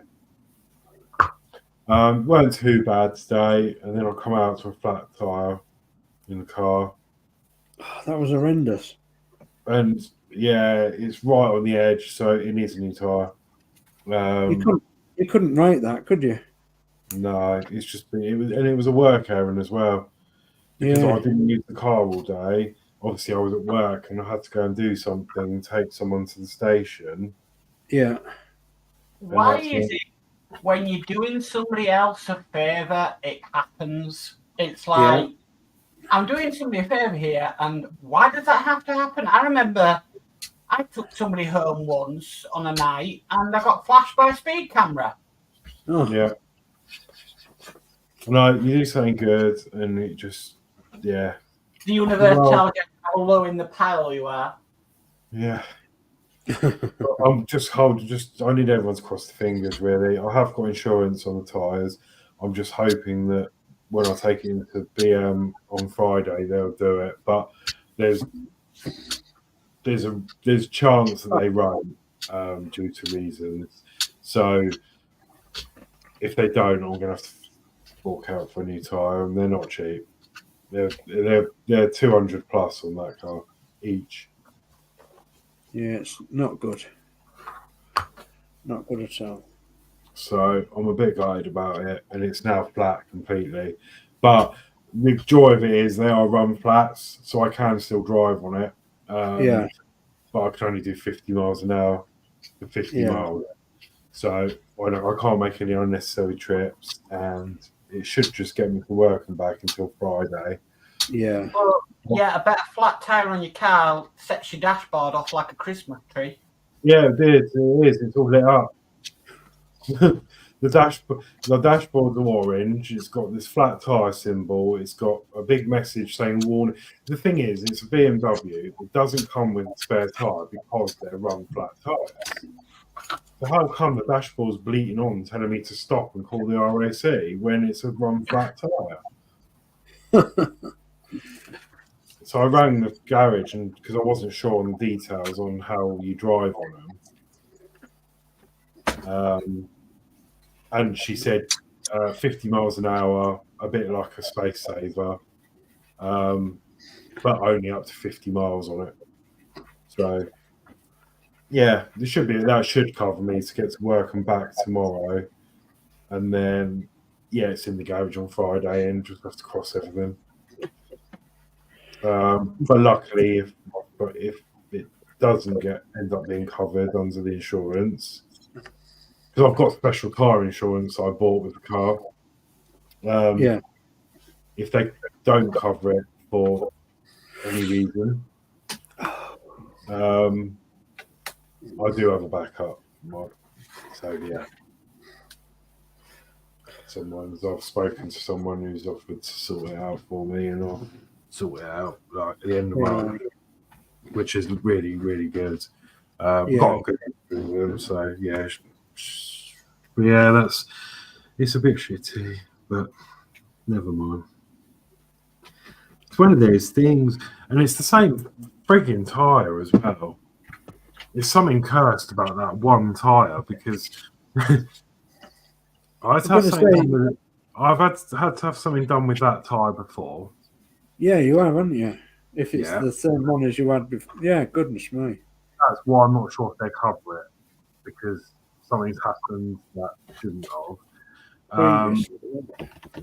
Then that same tyre I got a clean MOT apart from that one tyre, because apparently there's a scrape out of the inside or something, because it must have been a pothole, but it was safe and it didn't need attention, but just to let me know. So that's the second thing. And now this on the same tyre.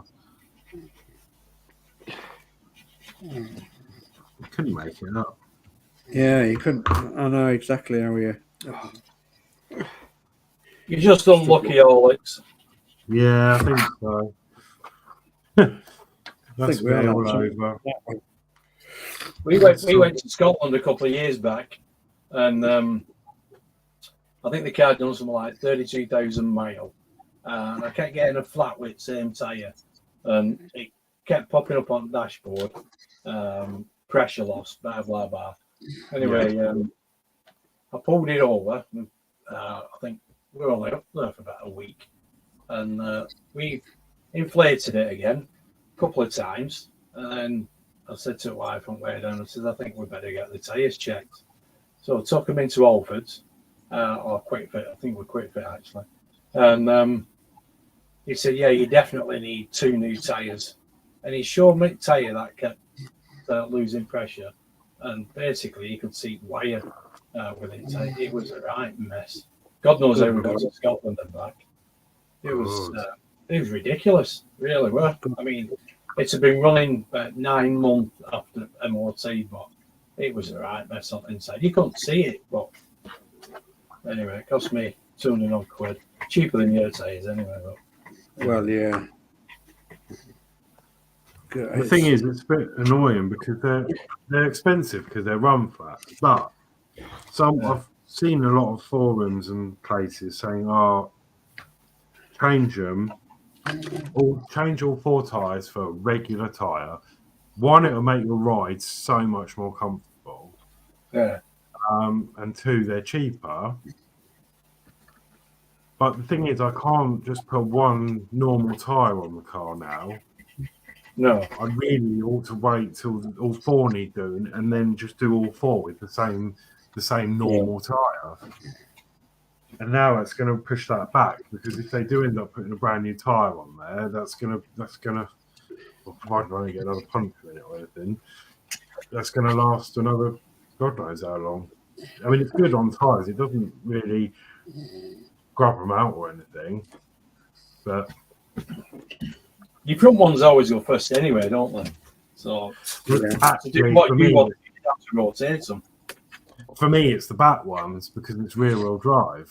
Ah, right, okay. Really strange. Like normally, yeah, it's the front ones. Yeah, that's because the front wheel drive. But no, this just doesn't get through. It goes through the back more than the front, and they're all different sizes as well. Oh, so right. the back ones are slightly wider. Different sizes. Oh, Yeah, God. the back ones are wider than the front ones. Are you sure it's a car you're driving? Yeah.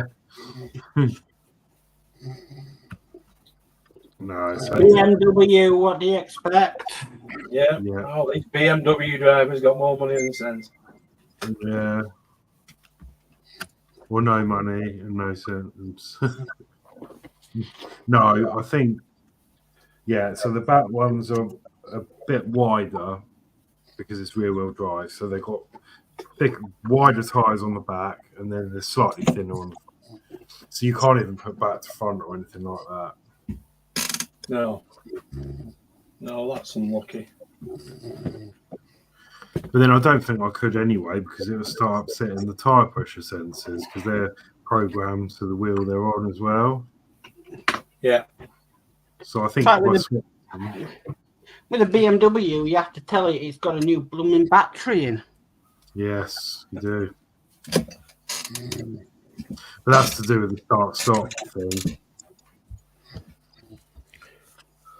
And that winds me up as well.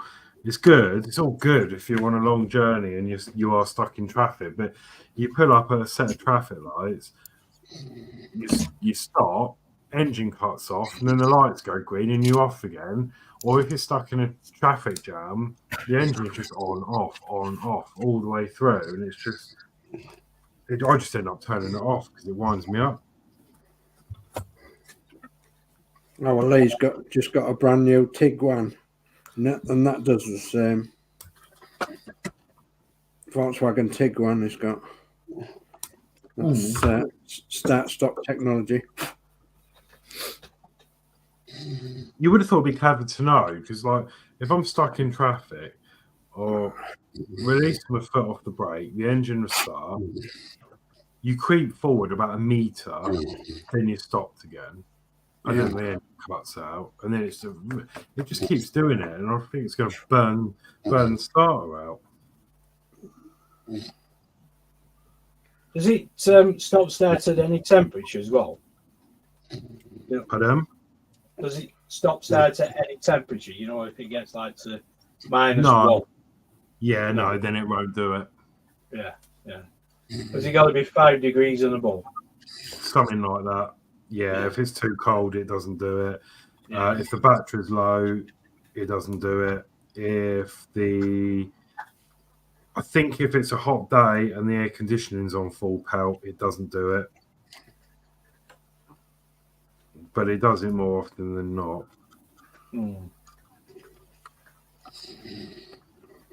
Or you can just push the button on the switch off.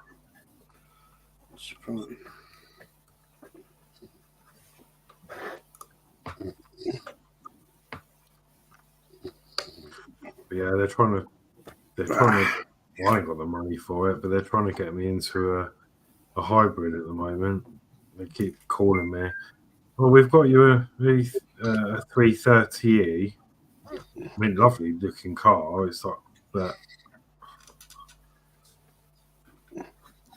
Well, my advice is not to get one, but No, it's not. I mean, it's not full electric, of course, but he said it's petrol, but it's got the electric motors in it, and he reckons you get.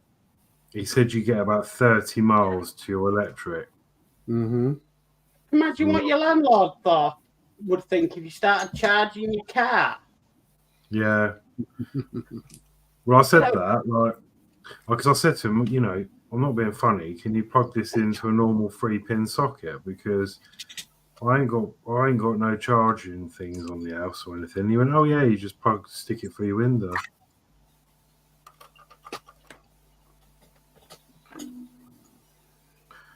Like an extension. Well, that's great on a winter's day, isn't it? Having your window open, having to charge your car up. Well, unfortunately, it's going to be the future, isn't it? No. I think it will. If there is a future, we haven't gone into a war, but Hopefully, what? I think it'd be like 3D TVs. It won't last. the way Putin is going on, and the way the Middle East is going on. Well, put it this way, I doubt it'll be the next month because it's Ramadan, isn't it? Yeah. Oh, ships will get through them, won't they? Yeah.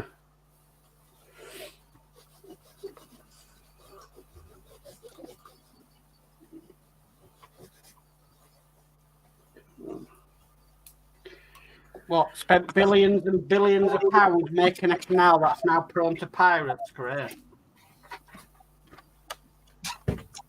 Yeah, well, the canal was built a long time ago, wasn't it? Won't be good for the people working on the canal, will it? What do you call it? Canals drying up, innit? The one that they dug, Panama Canal, is it? Well, nobody's using it, have they? Because of pirates. You mean the Suez Canal? The Suez Canal, rather, yeah, that's the one.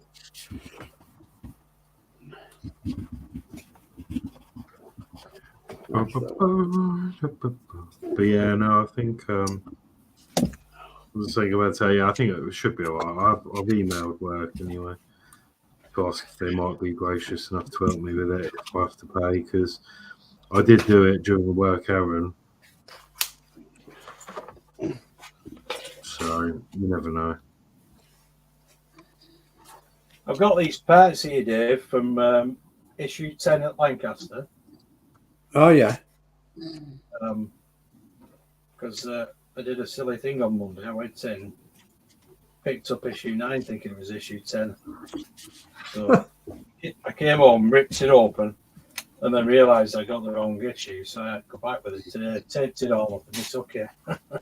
So I'm not getting it. I got lucky. But you get all these bits in issue 10. I forget what they call it. Please.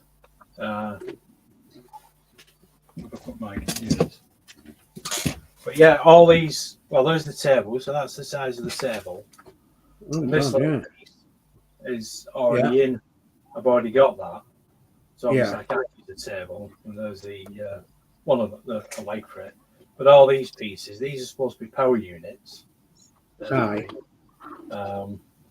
That is. What is that? Oh, wireless accumulators. Oh, there we go. And this is the fish pond indicator type 182A.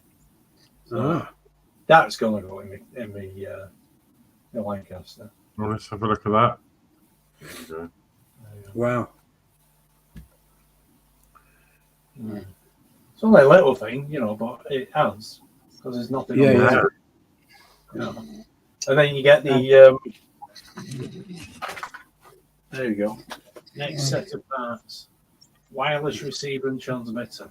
So these pieces here at the bottom, they'll go off. Yeah. Well, this is what you get in the die-cast one, but I'll use them in my wooden one as well. Yeah, that's a good idea. Look pretty cool. Yeah. Hi, George. Hey, Todd is in the house. Hello. Hi, Todd. How are you? Yo, Todd.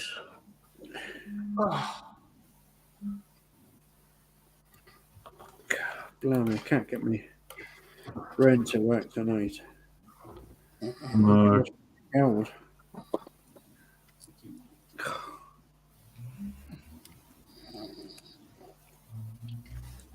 It's be cold, I think. Stuffing up all my brain cells. So little brain cells, the grey cells.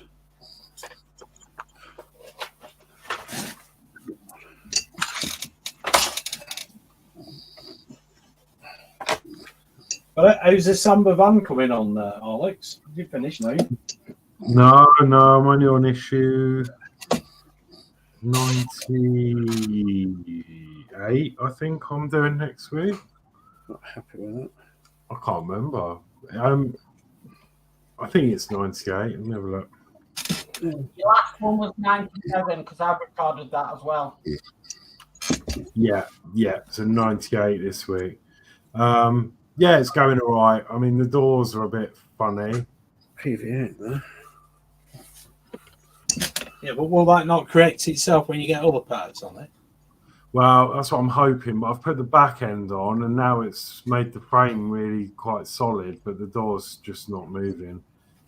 But they're only like little metal hinges. So I think once it's all done, I might be able to manipulate them a bit and then try and get a better fit.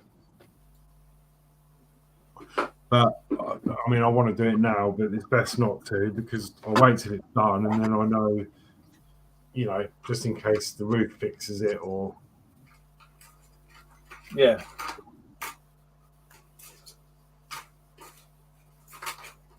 There we go. But yeah, then once that's done, it'll just be the Ferrari 3 I'm building, and then that'll be it for Partworks, I think, for me, because then I'll just be doing like the old plastic kit, and I just haven't got the space for them. Well, I'm doing once I get everything sorted, I've got the Nissan Skyline to start. Oh, that's cool. Yeah. Doing that for my son. Oh, you're doing the Fast and Furious, aren't you? Yeah, we soon got. I've done the Dodge Charger for him. Yeah. And when the Skylight come out, he said, "Oh, I'll get that, Dad. Can you do that one for us?" I said, "You buy it, I'll do it." I know, yeah. So, what do you think about the bonnet stripe gate? I've never looked at it yet, so it's come and it's been just packed away, ready for we're moving. I think it looks brilliant. Getting packed. I think, I think people just go on and on about things. As far as I'm concerned, I'm building the car. As long as Rob's happy with it, that's it. It's a car. It's a car and it's got stripes on. Yeah, I think it looks quite good. I like it. What's supposed to be wrong with it anyway? Some people are saying it's the too purple. Oh, right, the colouring. Right. Yeah, but how many cars did they use in the film? Yeah. So there might have been variations on the colour and anyway, even in the film. Yeah. Yeah. Oh, I would have thought so, yeah. Yeah, and there's always sun damage. Yeah. That works for all cars, doesn't it? Don't polish it, it's up here. So. Well, yeah. Yeah. Yeah, maybe you had the same car, probably same colour, but I bet there's a variation on the colour somewhere. Oh, aye. Yeah, but I've seen it, like the front end, it looks quite good. I like it. I'd like to do that one, but So I've never really had a look at it, as I say, because I've got two. I've got the first pack, and I've got the second pack, and I haven't even opened the box of the second pack.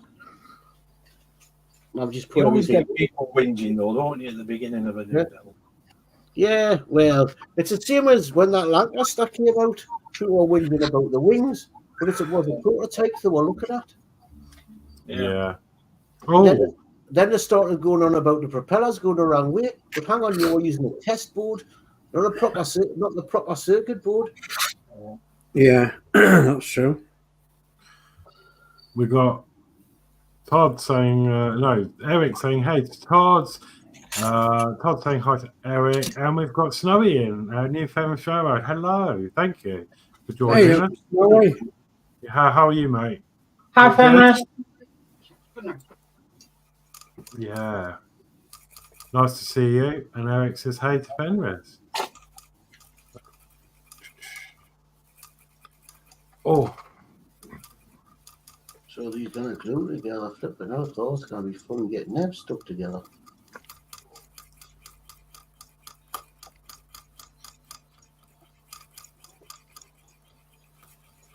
God, come on. It's only plastic. I'm a Barbie girl.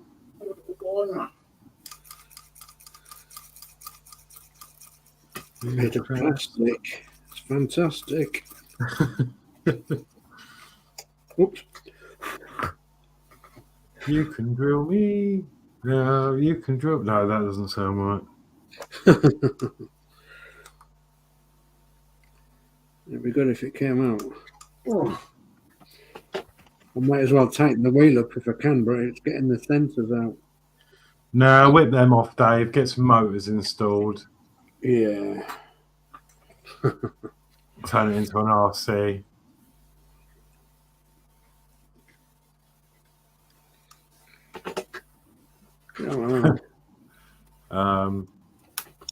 New famous Snowy says, hey mate. Oh no, we've done that one. He's doing good. Thank you. Cool, that's good to hear. Doing good. Todd says, you can brush my hair and dress me everywhere. I think it must be on one of your top albums, isn't it? What? Joe's gone through anyway. Good. Come on. I'm a bit too far to do all of that. Yeah. I'm going to call it a night now, guys. Well, thank you ever so much, John, for joining us. Thanks for joining. Thanks for having me on. No, welcome. It's nice to see you. Catch up. John. See you again sometime, all right, mate? Yeah, definitely. Okay. All right. Thank you, John. Yeah, guys. So, See you, mate. Bye. Take care now. Bye, John. you. Bye. Right, John. Bye, guys. Right. Oh, as tight as that. Come on. There we go. It says laugh out loud. Todd says that's a line in the song, you fool. No, I know. Yeah. There's a bit of balance. Todd says, see you, John. Great to see you on the panel. Certainly is. Yeah, it's nice to catch up and see what it's been up to. Nice somebody new come on the panel. Yeah. Well, I say new. He's been on before. Yeah. A while ago. I must have been off that night. Oops. You might have been, actually. So that's where Actually, I think it was back when it was the NMB. No, the model builders, yeah. Yeah. Where's my on go? 3. I'll have a bit of oil on that one. Walk like an Egyptian. Dear, oh dear. Why are you Whatever singing? you want, we want some of that tonight. Why are you singing Bangles songs? Because the shaking of my pot reminded me of the Looking like the Egyptian. yeah, walk like an Egyptian.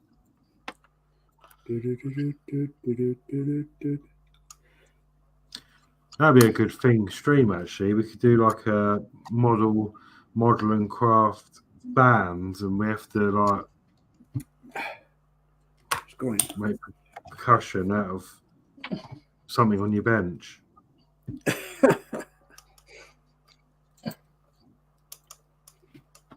It's going. Come on. Keep going. That's better. A wee bit more. And a wee bit more. I'm going to risk getting him more than that. That'll do. Right. So, we just put this on the thingamajig and Yeah, I've see. messed up a bit really. Oh, yeah? With not with this. With my, I'm starting a. I started the other day my plane. Oh, I don't know what stream it was on now. I think it was on the Show's Crafty Corner or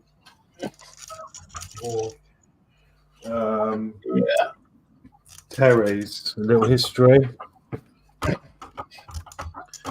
But I started building this Nat Yellow Jack. Yeah. So I've got all, some of the bits glued on, and I'm quite happy with it. I've done it with the landing gear down because it's not going to be flying. I want it to just sit on the side. At the moment, it's coming out all right, but Sticking it. I've not primed it yet. That's fine. I've done the landing gear, the front wheel, which was tiny, but that's gone in all right. Glued all that together. That can be primed and painted. Well, I didn't think, and I put the decals on in the cockpit. All right. So, how am I supposed to prime that now? Mask them off. Well, yeah, but they're so small. It's 176. No, sorry, 172. 172. Can you oh god. I just didn't think about it. I thought, oh, I know. I'll get that installed before I glue this lot together. I mean, I might be able to mask it off, or I could just, even if it's just rough, I guess. But also, I've got the front control panel as well, and I'll put the decal on that.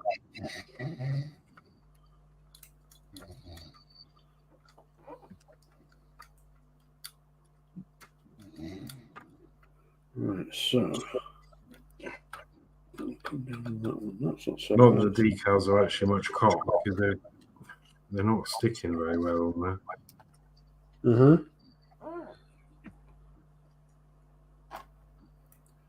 Get some oil in there if we can. I'm looking forward to getting some yellow on this, and I think what I'm going to take a leaf out of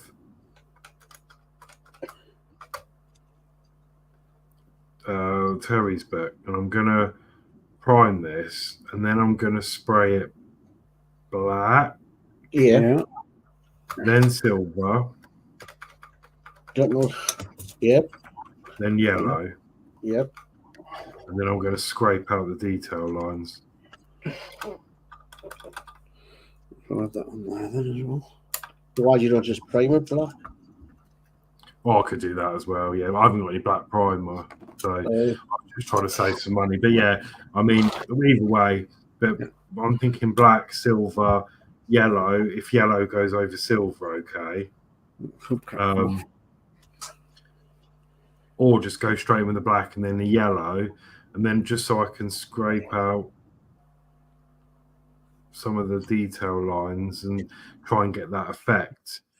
I mean, it's a cheap set. It cost me £3, so I'm not bothered if it goes wrong. I just want to practice the method and see how I get on with it. You know, I'd rather do it on something like this than like a Bedford, for example, and then completely mess that up.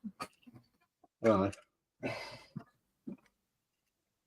So The thing I is- want to try and The thing is, you can then, if you did mess up, you can then use that model as for practicing on.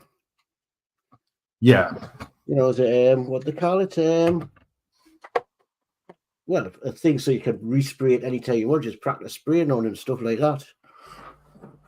I think there's a special name for it. People call it, I can't remember what it's called.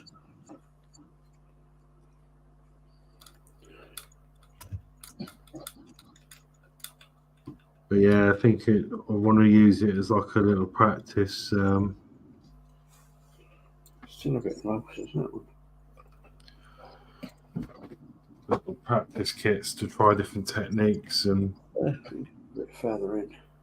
Basically, a model you're not bothered about, you can practice, use it if you want to try weather and wet. You know, even if it got sprayed 100 times and all that, while trying weathering techniques and all that. yeah. It's just part. So, What's happened, Dave? I just need to get the screw in a bit further if I can, but it don't want to go in any further. It's not coming off. It's just not as in as far as I would like it. Right, so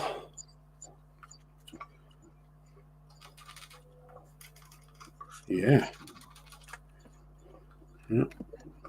Apart from the wood caps that keep dropping off, got some suspension that actually works.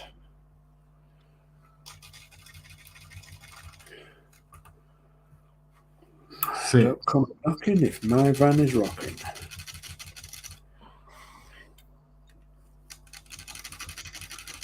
Yep.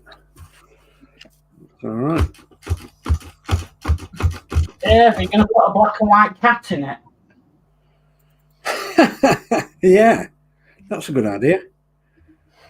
Postman Bob, Postman Bob, Postman Bob, and isn't.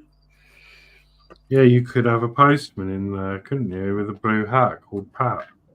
Early in the morning, just as his moon was rising. I used to. No, you need a postman in there, and you call him Geordie. Bugger off. Yeah, Geordie delivering the post. No, because it'd have a bike rack on the back for his bike. Yeah. Yes. I would, yeah. So, Well, they pick on Geordie again, do you? yeah. I'll leave the screen. You I'll do do it. it. Why I'll do it. why don't you want to be a postman? I used to be a postman, man. Oh, you did? Oh, of course, yeah. Did it. What I just said to dear, I've been in one of them vans.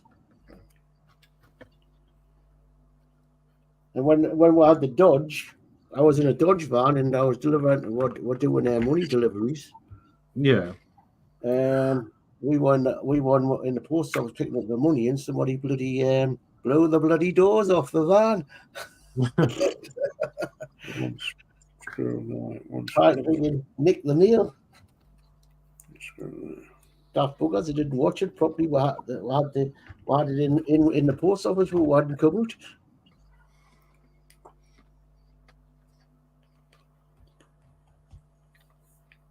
Are you going to have like some little mini parcels made and put in the back? That's a good idea, yeah. Why not? Yeah. I think that's a good idea. Yeah. Get you to print out some little letters. You could have some post parcels in the back being transferred from the Eddy to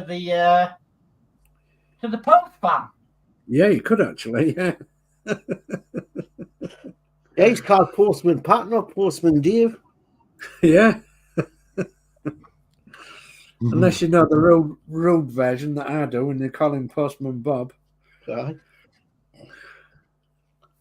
Oh, that was the builder, Bob. Bob the builder. No. It's Postman Bob. So they've changed.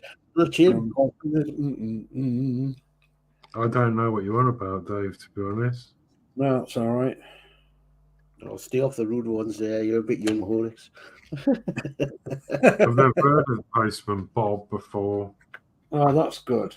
I've heard of the film. Is it to do with the film? Film? Yeah. No. So it was that film, you know, Rita, Sue and Bob or something. No. Oh, I love that film. Rita, Sue and Bob too. Set in Bradford. No. It's got nothing to do. How long, guys, how long are you planning on staying for? Because New Feminist wants to join us. That's all right. I'm just trying to work out how long you want to go for. I'm married. Right, I'm on night shift tomorrow, so I'm just doing some editing. I'm going to leave in about half an hour, so. Yeah. You're more than welcome to, but bearing in mind we'll probably only be half hour or so it's up to you. But yeah, you're more than welcome if you want to pop in. We don't. It's work day tomorrow, so we don't go on for 7 hours on a weekday. No, we can't do that one. As much as I would absolutely love to. But no, we're on for half hour, so it's up to you, mate. If you want to, then you're well welcome. The link is it is pinned. 34. You can get that in there. Oh, look at that. Look at that, he says. It's starting to look like a beer window. Oh, it's running away from me. Come on, get in there. Don't run away. There we are. Come on, get in there then. Might as well have that one in as well if we can. Oh. If I push it up to my cup, it might not go as far. Come on.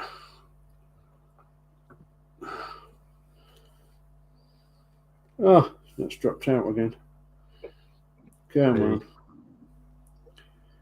Get in there.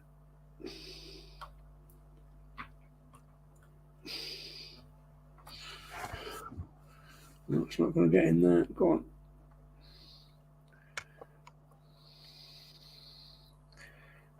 I need 5 or 6 hands here, but I'm getting there, I think.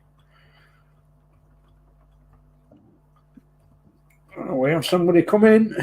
Yeah. Hello, welcome. Hey guys. Hello. Yeah, I know it's a work day for me too. I was sitting in the shed flipping through YouTube and I was like, oh, the English crew's on. Cool. Yeah, we do this. Well, with this, I mean, we normally do this show like once a fortnight, but of late we're going to go. Like I did a test stream. When was it? Was it Monday? We went out. Yeah, yeah. Just a bit like the hangout thing that seems to be quite good at the moment. Everyone joins everyone's streams, and I go on people's streams, and it's just sort of return the favour, really. But it's great. I love it. Oh yeah, I always have fun with it. I always have fun with the Sunday stream that Dragon Lover and I do. Yeah, I love that. I always have fun with it. Yeah, that Sunday was mad because I was on Michelle's Crafting Corner in the morning. Then obviously I come over to yours and Connie's, and then before I knew it, it was like 11 o'clock or whenever it was, and 10, and I'd been sat at the computer all day. Oh yeah, Dragon. I talked to her that Monday. I was like, "It was a great stream," and she's like, "Yeah, I can't believe how long I sat at the bench." What do you mean? She goes, "Well, I was on Michelle's Crafting Corner at like 7 or 8 o'clock in the morning." She goes, "I didn't get off until like 10 o'clock or something like that." I think she said she got up East Coast time, and I was like, "Oh my God, child." It was like, "You're a glutton for punishment today." She goes, "Yeah." And I was flipping through YouTube earlier today. Was just like, oh man, I won't go into it, but there's a whole lot going on, as y'all know. Yeah.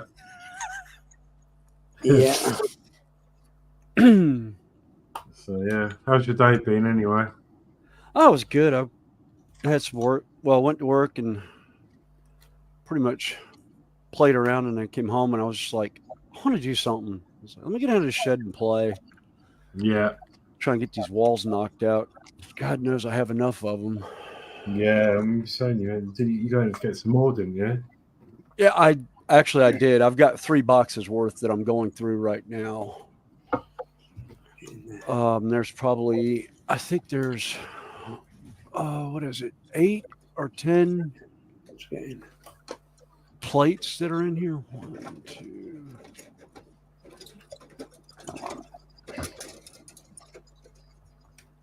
Wow. There's like 14 sprues worth of wall to a box. Wow. Yeah. And I'm in my last one now, but I've still got a whole tote full of walls that I've primed. I just haven't even done the detailing in them. Although I was talking with the guys over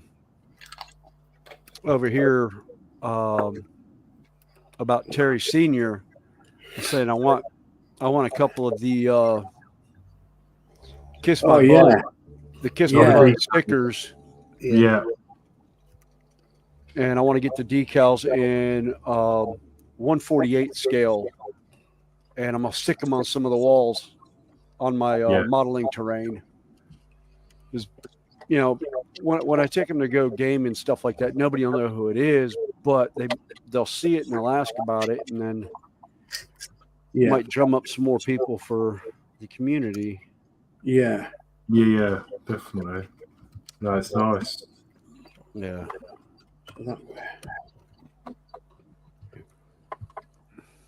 Ooh. They're all jeans.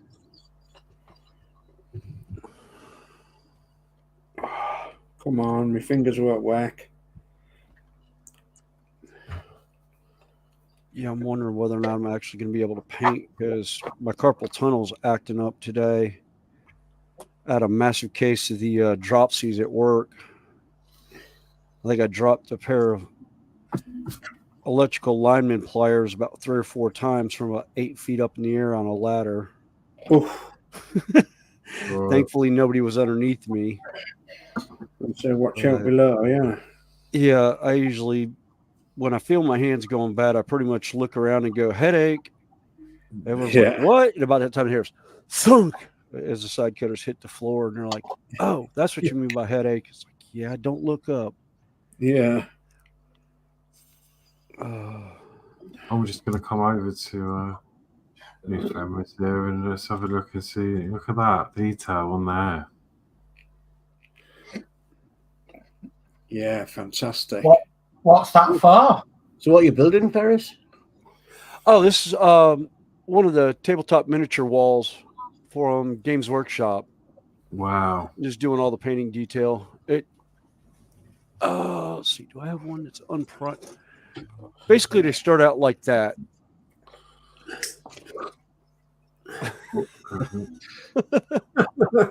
God. And really, the only part of it that's airbrushed is the primer and the silver. Everything's hand painted. Yeah, everything else is hand painting. Yeah, fantastic. And I love the way the rust effect came out. Yeah. Like 3 different paints and then that stuff. Basically rust in a bottle. Mm-hmm. Right. I stumbled across this from the modeling crowd, and it's basically all this is all my rusting effects. It's where'd it go? It's typhus corrosion, which is a technical paint, which is the dark brown, and it's got like a little bit of gritty sand in it. And then I've got 2 different oranges that I use, and then that rust effect. And it That comes is out amazing. comes out fun. It's so pleasing to the eye. I love that. I could just look at that all day. Yeah. Yeah, actually, I've got enough to probably do probably a 4-foot by 10-foot board right now. Mm. Wow. That's a lot, isn't it? Yeah. Yeah, I don't know what the see what a meter is. What, 3 feet or a yard? 3 inches. Yeah, yeah. Yeah. Thereabouts. So yeah, it's probably just over probably 3.5, 4 meters by a meter. Yeah. Wow. Yeah, Todd in there says, yeah, that looks fantastic. Well, thanks, guys. Yeah. Yeah, look at that.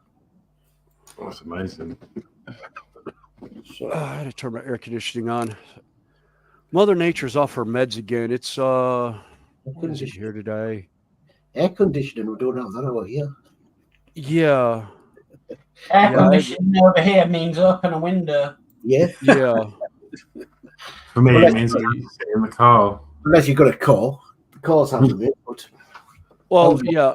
Around here for that we have what we call it 260, 2 windows and 60 miles an hour. hang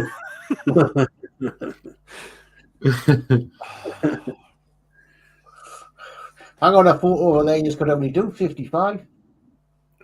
Yeah. double nickel, yeah. Well, I was in the States in 81 and all the roads said 55. No, a lot of them are still. A couple of them have gone up to 70 miles an hour. Usually out away from the cities, and it's usually 55, 55, 65, depending on the actual highway and that. Suppose it's a wagon, is it? It restricted to 55? Yeah. Yeah.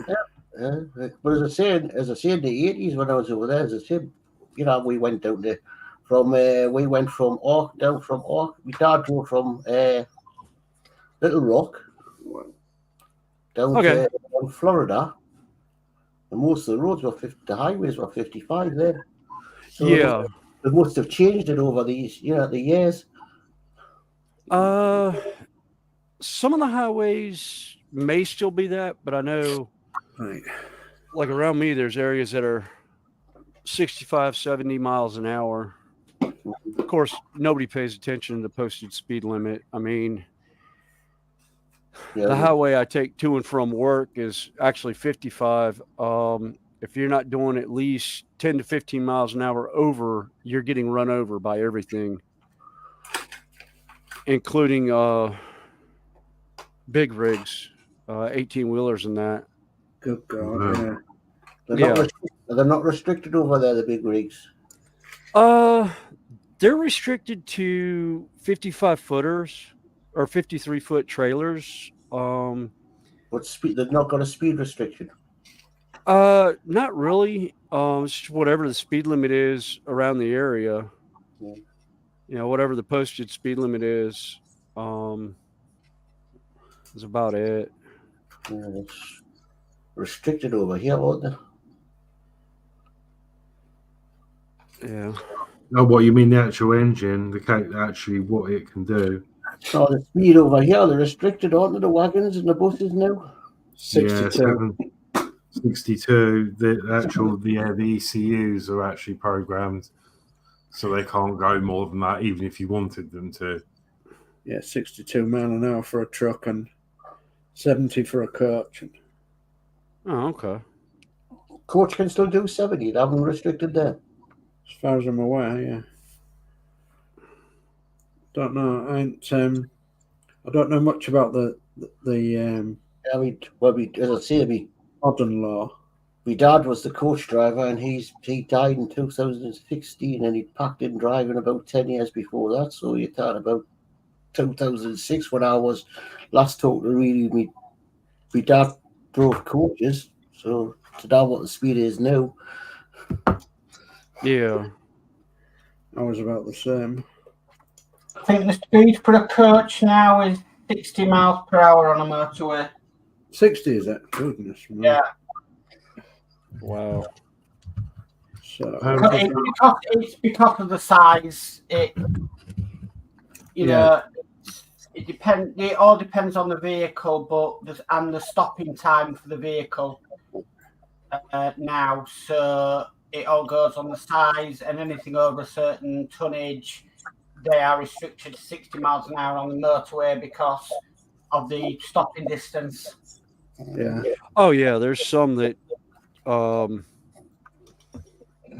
guess, the 18-wheeler or the tractor trailers, there's some, depending on how they're loaded down, take almost a NFL football field, 100 yards or more to go from speed to a dead stop. And that's downshifting and hitting the brakes very, very, very hard. Yeah. I actually saw one. They have over here on some of the rigs, they have what they call stage 3 braking, which is I think it's a button on the dashboard. I would have to talk to a friend of mine who is a long haul trucker, but it locks all 18 wheels and locks the trailer hub so the trailer doesn't jackknife. Yeah. And I've actually seen an 18-wheeler hit that one time because somebody decided to be stupid and brake check them. Yeah. Yeah, they pulled in front of them and then hit the brakes hard. Not good. No, usually when they do that, they're picking them up with a sponge off the motorway. Yeah. Because those things. If you're in a smaller vehicle, you wouldn't do that because you know it's going to win. Oh yeah. They'll just run right over the top of it. Yeah. Problem in the UK is the laws change so often; it's very hard to keep up. Yeah. So a long while since I was a coach driver. A long while. Yeah. I don't drive, so I don't have to put up with that. I've been driving since I was 16, and the first car I ever had, I absolutely missed that car.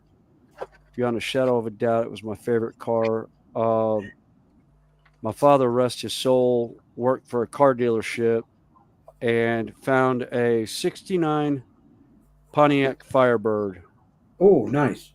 That was a one-owner car.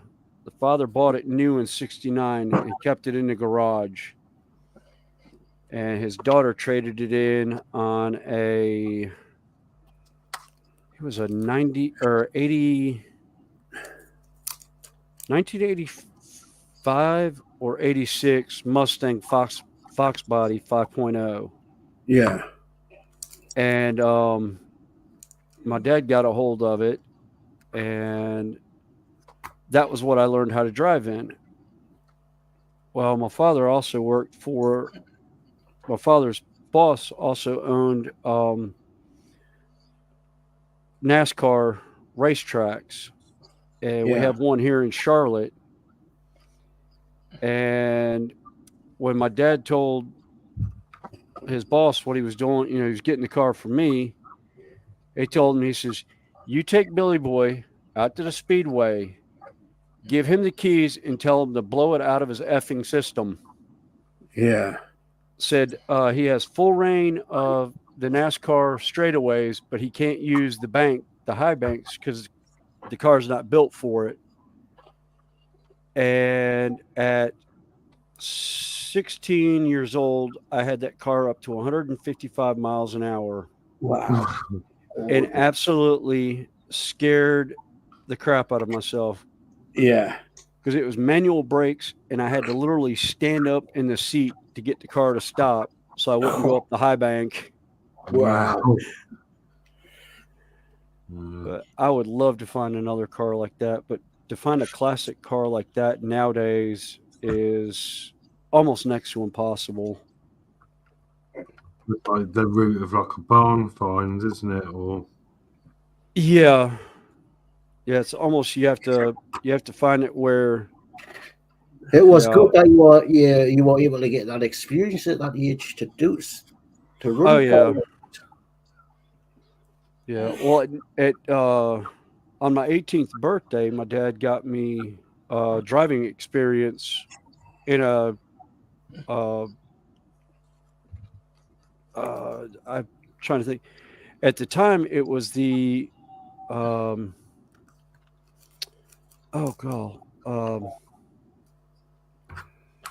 the NASCAR Winston Cup series, or it was the Infineon series, which is a step down from them, and the cars are running 150, 160 miles an hour on that track. It was non-restrictor plate racing, but we actually got to drive a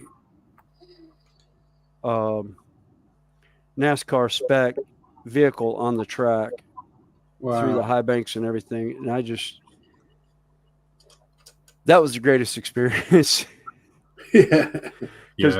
I grew up in NASCAR country. I mean, I live probably 45 minutes from where most of the NASCAR racers have their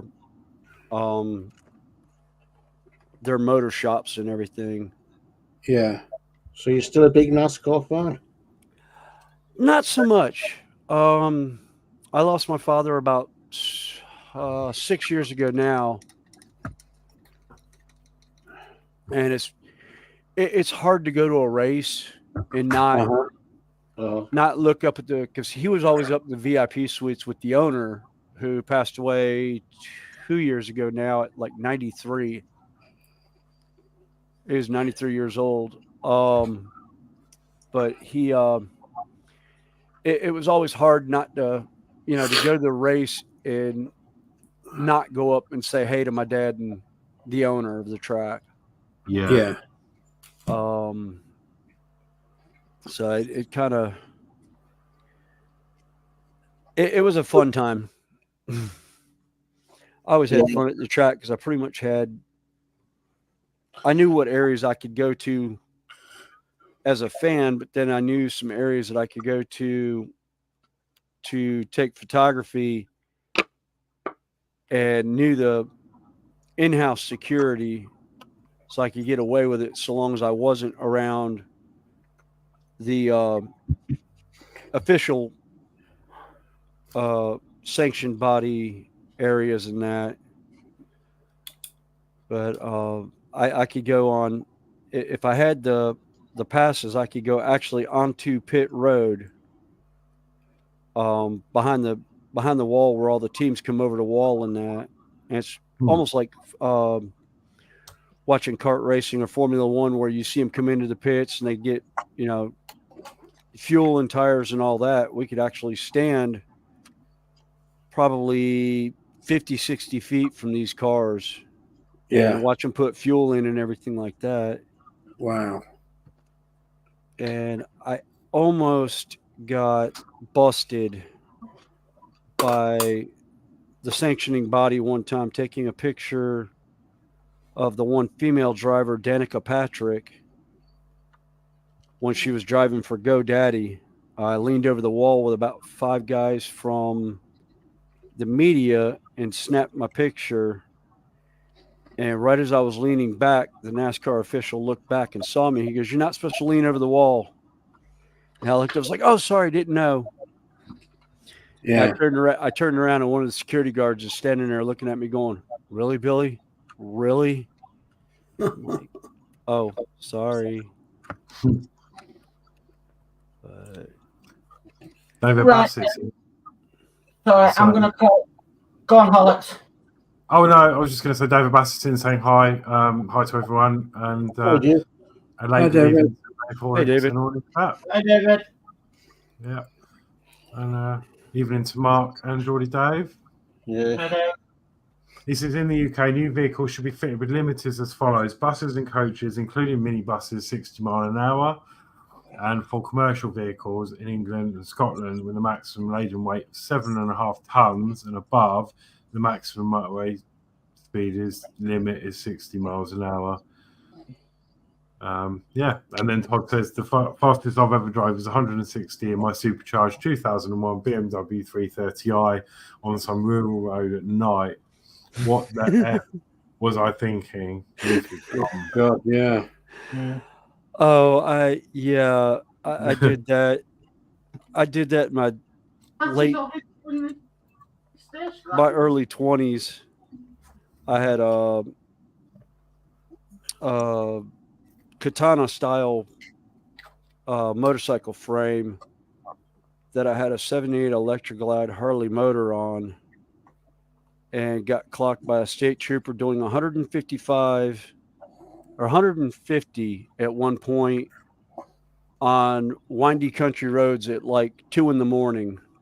Oh, And I didn't know it until a couple months later. It was actually a state trooper that I knew personally who actually hit his lights and tried to follow me. yeah. Yeah, he lost it on a set of S curves and ended up in a cornfield. Oh.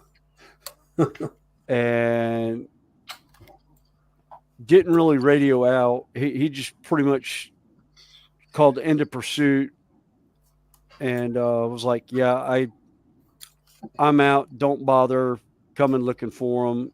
I'm giving him the grace of karma to catch him sooner or later on his own somewhere." Yeah. God.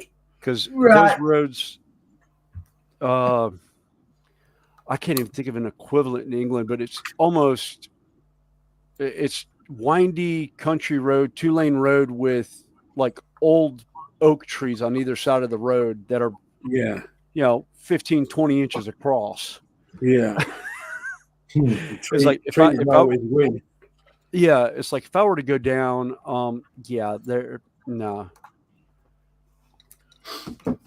that would be I think this is a person. I'm not really sure. It just looks like hamburger meat on the roadway. Exactly, yeah. Yeah, there won't be a lot left, will there? Right, No. guys, I'm going to call it a night because it's like 20 to 11. I'm getting really tired. So, Okay, man. love you and leave you. And I'll catch up tomorrow on the end of the stream. So, good night from me, guys. Okay, All right, good night. Yeah, No. good night, Mark. Thank you. No problem. We'll turn the lights off. I drove Thank you. I drove a Jag 120 mile an hour. Yeah. We That's made, insane, man. we made dad's jag. When I was 18, we had to give us a go with his dad's jag, and I raced the thing. No license neither. Naughty boy then. Yeah. I suppose, well, we've all been down that road, I suppose, one way or the other, haven't we? Trouble is, I failed my test because of my eyesight, and I disagreed with it, so I just bought a car and just carried on driving. Yeah.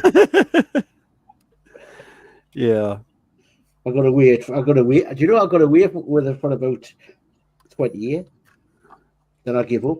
I says, I'm not taking the risk anymore because the police around here started getting these thingies in the cars so they can track you on your registration plate. I says, it's not worth it. Yeah. Yep, I was a naughty boy. Thing is, I love driving, and as I say, when I got failed on my eyesight, and I said, "Stop this, I'm driving." Yeah. Actually, that bike at the time wasn't technically legal to even be on the road.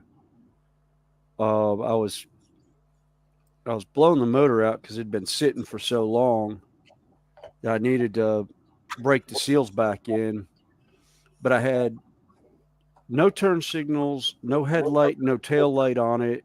The tail light and headlight was basically a torch that I painted red for the back of the bike. So if I hit the brakes, you wouldn't know I was hitting the brakes because it wouldn't light up.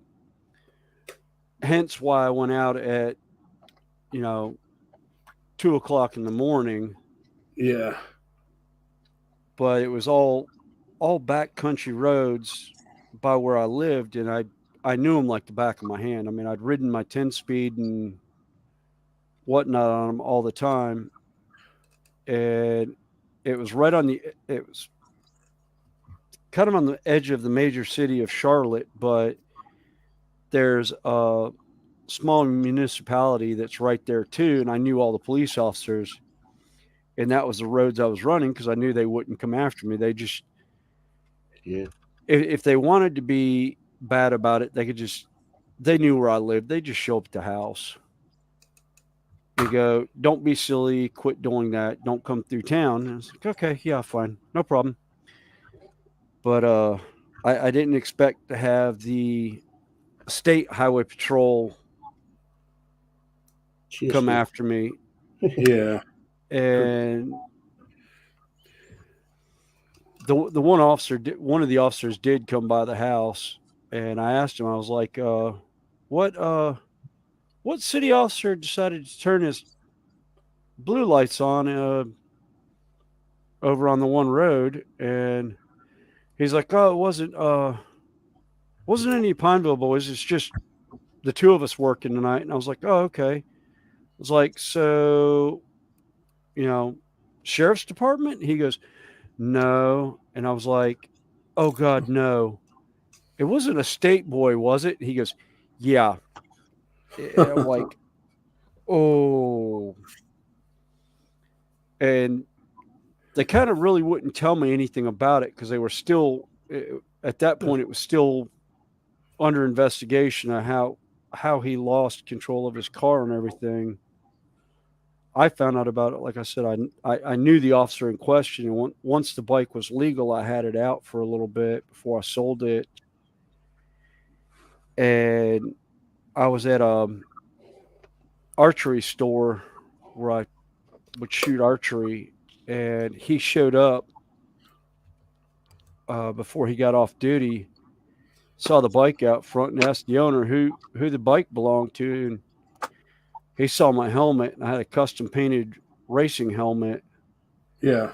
And that's when he put two and two together. And I was like, so am I going to get a ticket for, 55 miles an hour or 155 and a 30?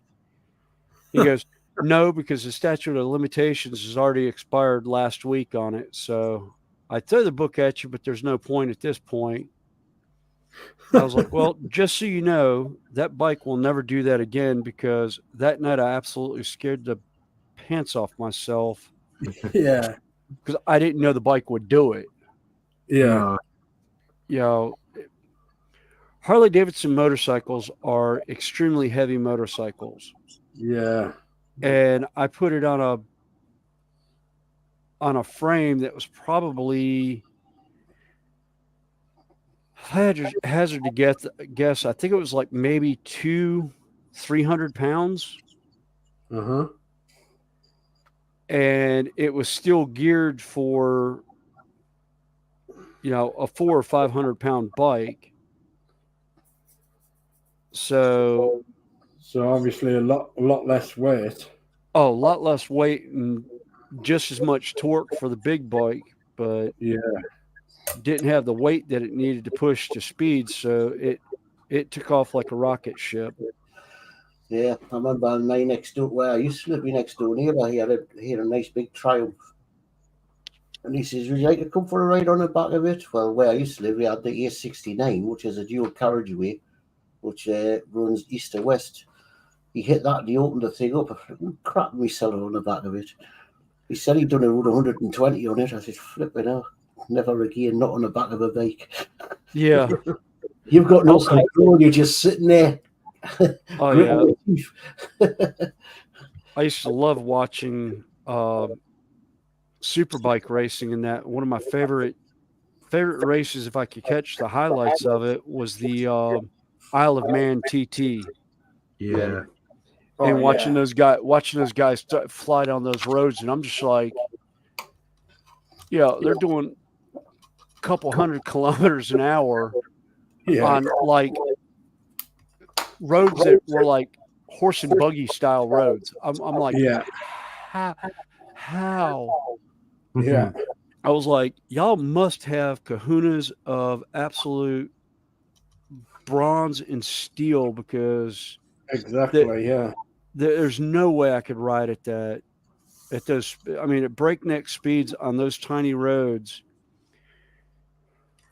And there's one spot that I would love to set up and take photography of, where they come down the hill, and it's almost a chicane where the building kind of sticks out in the road. Yes. My stepfather's got a picture of that, because he used to look to go across to watch that. Yeah. Got a picture of the bikes on that. Fantastic. Yeah. And it's at the base of a hill, but the way the road sits, or the way the building sits, it's like 4 feet into the roadway. So you literally have to come down and swing around that building. And I'm watching these guys, and I was like, if they miss their mark by millimeters, they're eating that building.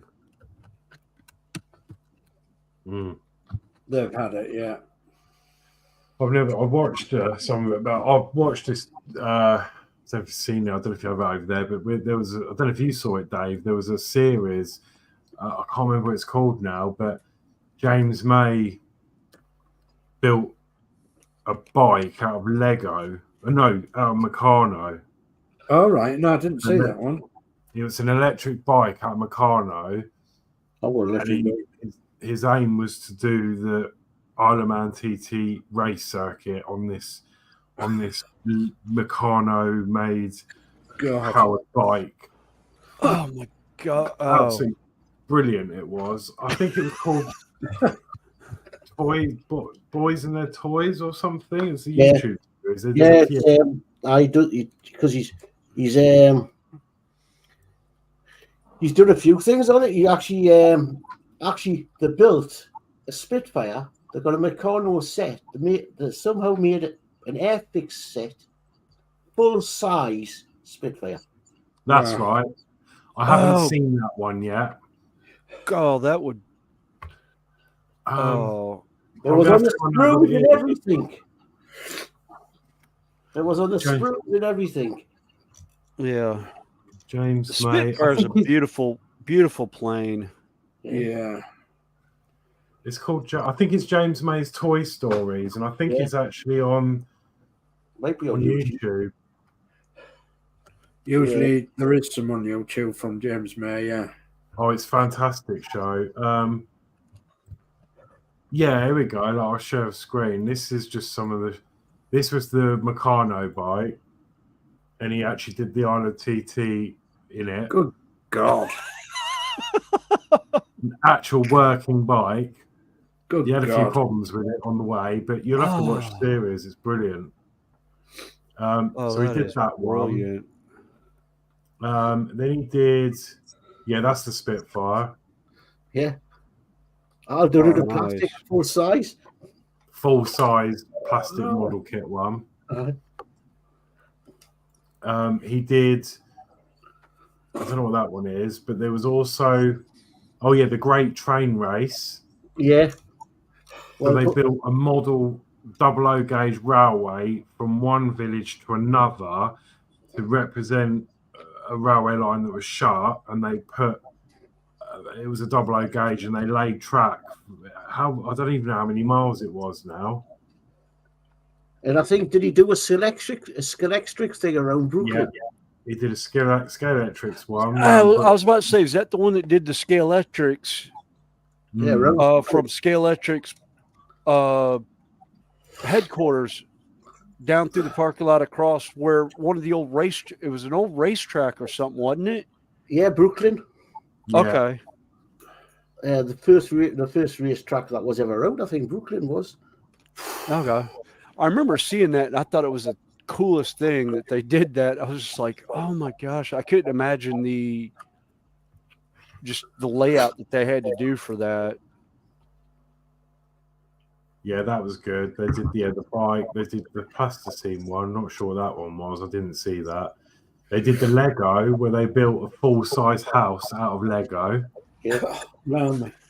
That was brilliant. Absolutely loved that one. That was awesome. I actually had an upstairs and everything, and they were in there having a chat on the sofa, on the Lego sofa. I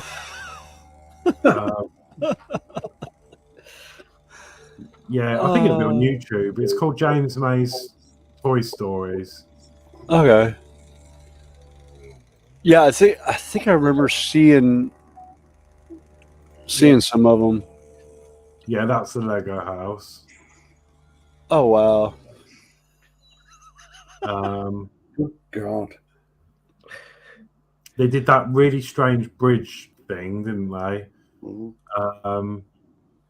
And then his railway he did, because he's into his railways, and he had his Flying Scotsman, didn't he, with the realistic chuffing sounds.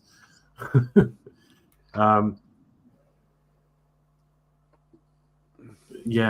an amazing things. Yeah, this was the railway one, and he actually did two of these. He did the one series, and he did one series and another series because his Flying Scotsman died just before the end. So he fixed it up, and he came back and did it again. And that was him on his bike, and he had what's his name with him? I can't remember his name. One of his co-stars off Top Gear. No, the one that was in the bike with him. I can't get this picture any bigger. Yeah, something I'm hoping to do sometime between now and midsummer is get my end gauge layout back up and running.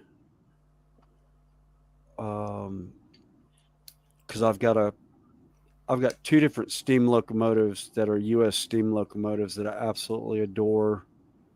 One of them actually has the sounds and everything with it. I like the old Wild West locomotives. What you had, the old Wells Fargo ones. What you see in the films. Yeah, actually, I've got a Union Pacific 484. Oh, there she is. Pretty grabbing that. Dale was in saying, "Wow, still going, dudes. Hey, Snow." Yeah. Dale says, "Dave, yes, that paintwork is looking awesome, bud." It looks all right through camera, but it is matte. but it's a lot better than what it was. Yeah, no, it's good. Dutch Dave says same program, 111 Spitfire. Yes, it says that was crazy. Yeah, I've not seen that one yet. I need to see that one.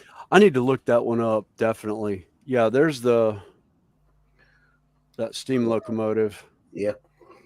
Oh, hang on. Oh, do you know what? I absolutely love trains, and yeah, that's the N scale 1/160th of the 484 from Union Pacific. It actually does excursions now through Wyoming and that.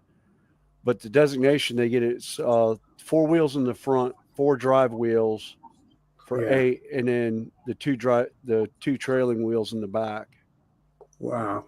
The one I want is the articulated one that they have out now. The Challenger company by the name of Broadway Limited has brought it out, and it's one of the first N scales that I know of that actually has the a working smokestack.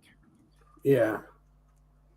And it's absolutely brilliant model, and I want to put my hands on it, but I don't know if the radius that I run on my layout will allow me to run that locomotive. Because it's such a long locomotive, even in 1/160th scale. Do you run your trains DC, digital control? Oh yeah, they're DC. Yeah, no, mine are all DCC. They're all digital control, digital command control. I don't actually have any DC locomotives left. The last DC locomotive I had was a Mini Tricks that I got. Oh god, probably 25 years ago, and the chassis broke on it, so I ended up having to throw it out because it was an aluminum chassis and there was no way to fix it. It had split right down the middle, and unfortunately, Mini Tricks does not make that locomotive anymore. So have you always done N gauge?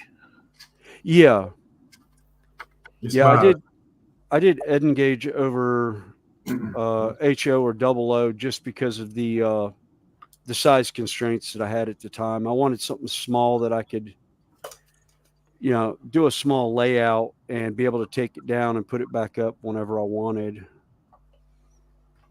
And the layout I have now is where's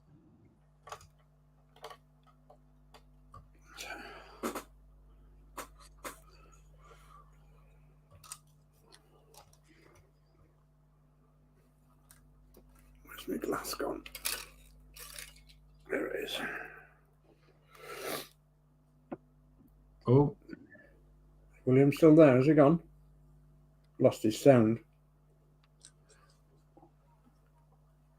Oh, I lost sound.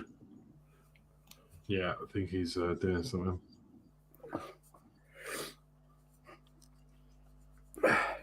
It just keeps putting up problems. Does this build? It's window fell out. okay. Sorry about that. My headset just decided to crap out on me and it shut off, so I just plugged it in. That's all right.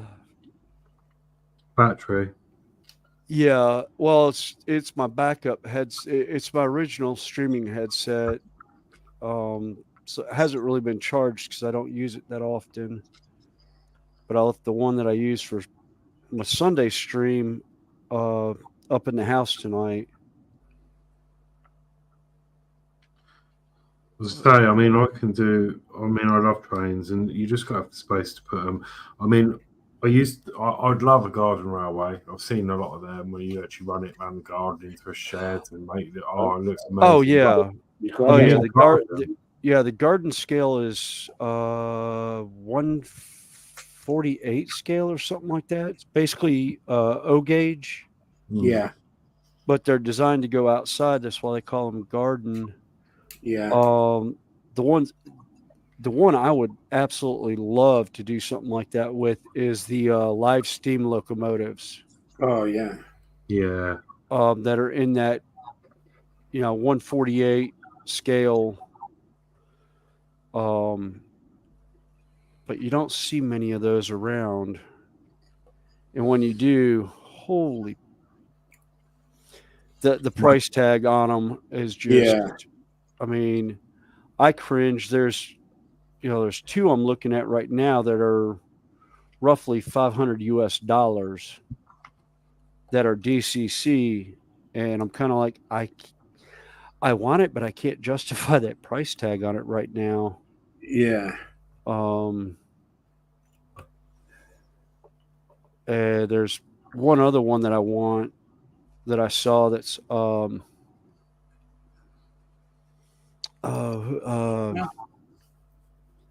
can't think of the actual railroad company that it's. I want to say, it's Norfolk Western, which was a train line that came by me with passenger service, and one of their locomotives. I like the look of the locomotive. It's also steam, but yeah, they command a higher price, don't they? Yeah, the one I really want, I would absolutely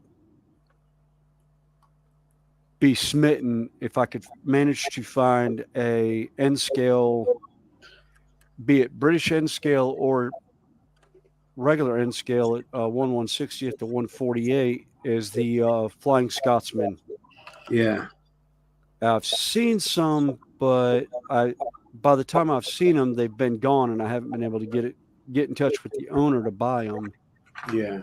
And nobody produces them anymore. I haven't seen many of them. But to find one in DCC is a rare find. Yeah. I'm trying to find a message from my dad because he's got a train. We said this on another stream. Oh, here we go. Yeah, you said your dad had was it the He's train? got one for me in his will. It's here we go. It's a Lionel HO00 gauge. Oh. It's from 1954. Wait a minute. Lionel HO? Yeah. Oh, wow. I did not. I know they did the O gauge. I did not realize they did a double O gauge one. Apparently, that's what he's saying. Unless he's getting confused, he says it's a. Because I asked him about it a while ago, back in 2022. I've just found the message, and it's a Lionel, HO gauge. He had it for Christmas in 1954. He said he doesn't know about its rarity, but they went out of business years ago. And then he was Lionel HO.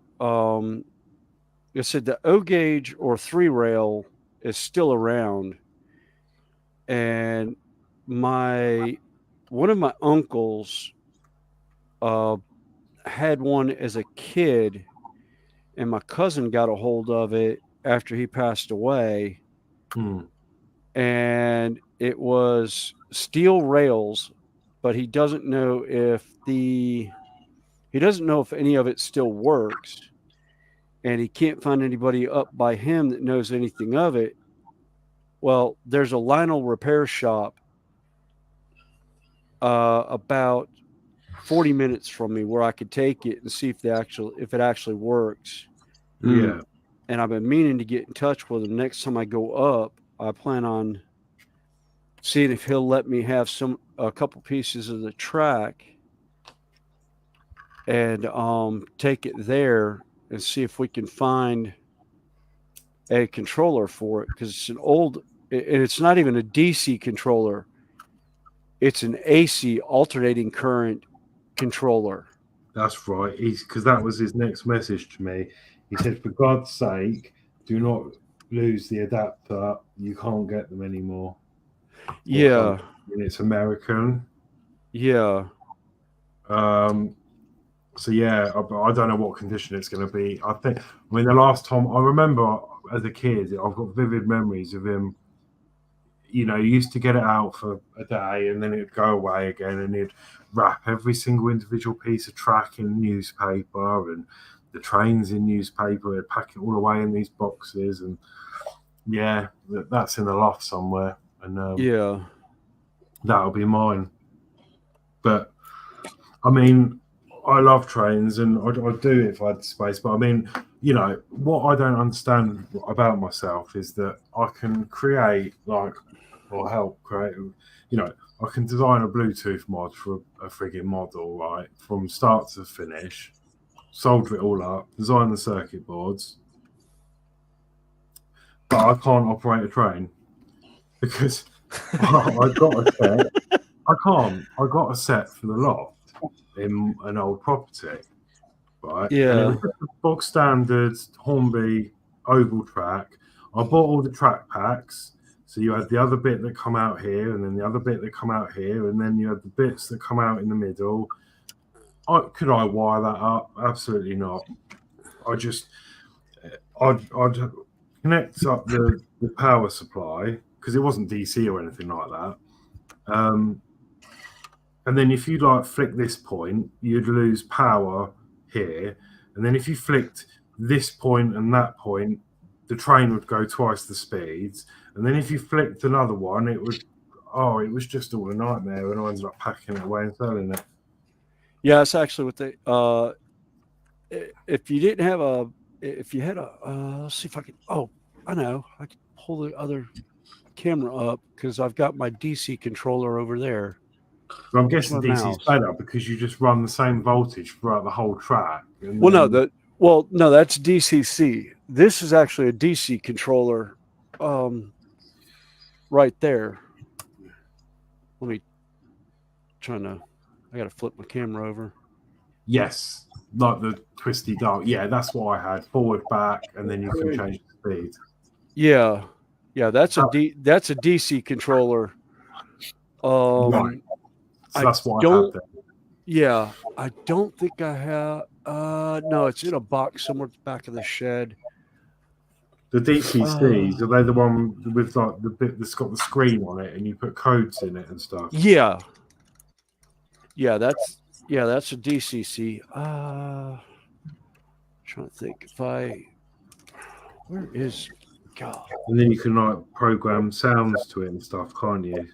Yeah, what it is, you can control. The locomotive has a little computer chip in it that pulls. It's basically almost like radio controlled. The track gets solid power, and then the computer chip in it regulates the speed from that. I don't see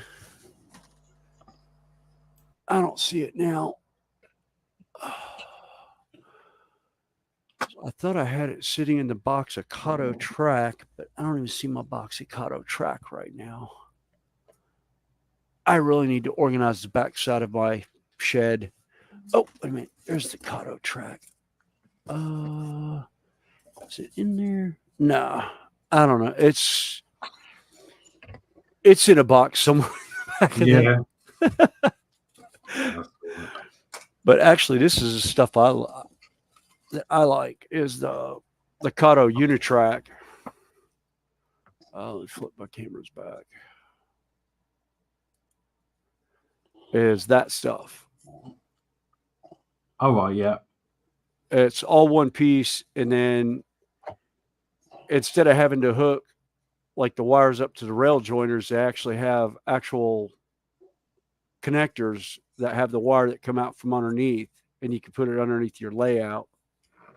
Right. There's a YouTuber who lives right down the road from me, called DIY and Digital,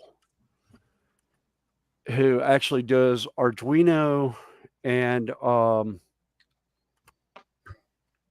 computer programmed DCC layout that is just absolutely brilliant.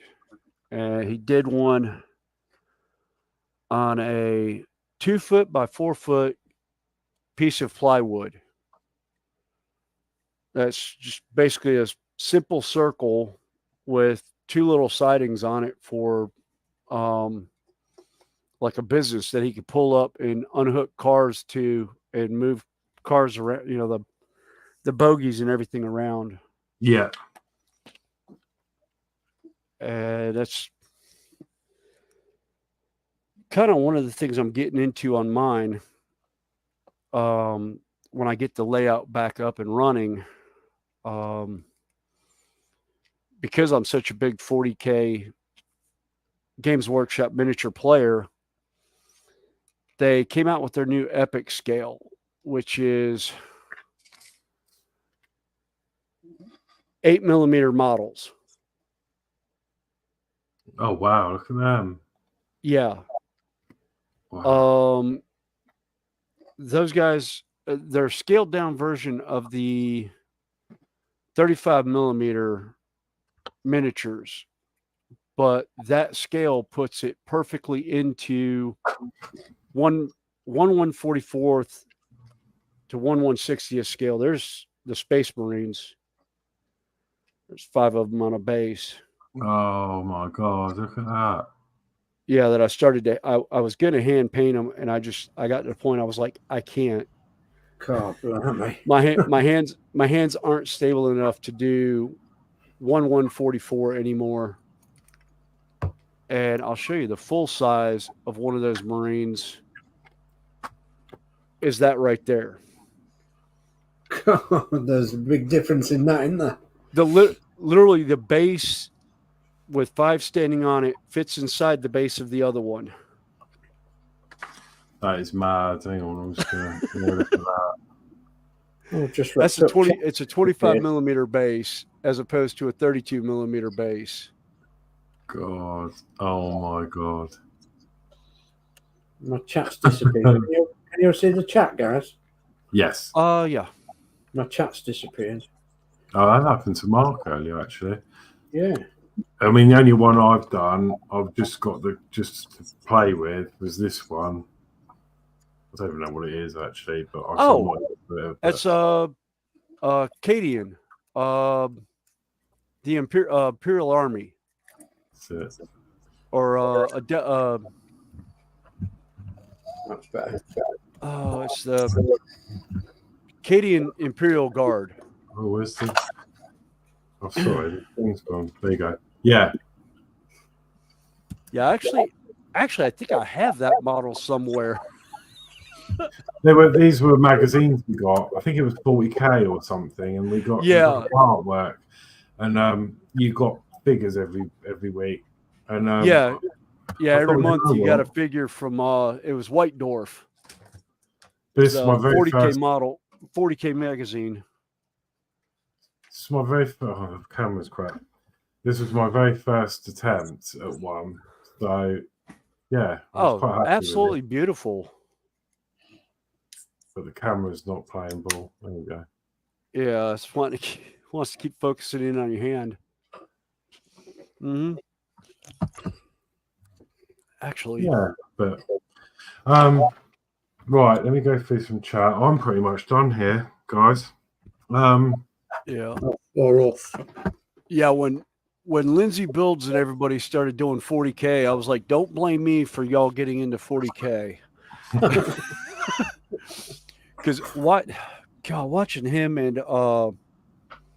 Dave Sprue Glue, I was just like, I saw some of Sprue's stuff and I was just like, dude, I know you're in Nottingham. How far are you from Warhammer World? He's like, oh, it's across town. I was like, you need to take that model and go show it off there sometime. He's, oh, it's not that good. I'm like, no. It is that good. I've entered in some of their painting contests before. I was like, dude, from what I've seen on YouTube of modelers that have done Golden Demon, I was like, that is Golden Demon worthy. beyond a shadow of a doubt. Yeah. I was like, oh. And then Lindsey's Necron stuff that he did is just absolutely brilliant and beautiful. Yeah, it's some really talented people about. Talented. Well, and I've noticed a lot of them come from the modeling community. It's like, yeah, the amount of detail you put into your plastic cars, planes, and all that. I was like, the scale, going to a smaller scale like that, a lot of times you end up with a lot of detail. Actually, oh, this is my other fun one. Where's the painted one? There it is.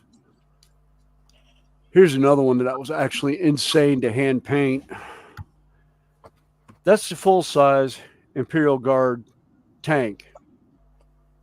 Wow. Okay. Now you see the detail on the sides and all that. Mm-hmm. Okay.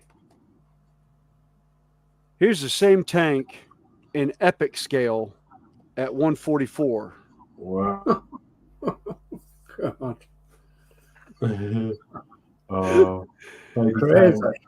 And I'm laughing so hard I can't hold my head still for it. It's just like, but yeah, the detail on the tank, it's like they took the full-size tank and shrank it down. I mean, the detail on the hatch on the roof is on the small one. Yeah. And I was just like, oh. But I got that new set because I liked the Forge World Titan so much. Which, where is he? Where's my painted one? Oh, there he is.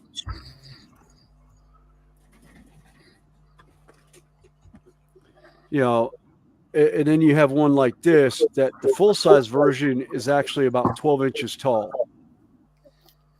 Mm. But he fits in my hand, and it's the same detailing on that from the full-size one. That's cool. I mean, that model, I absolutely love it. And I've actually got a full-size version similar to this. It's an older pattern that they don't make anymore. But I absolutely love those things.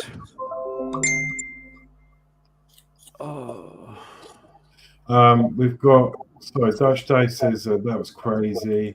Yeah, that's in regards to the toys thing. Dale says, hey to Dave.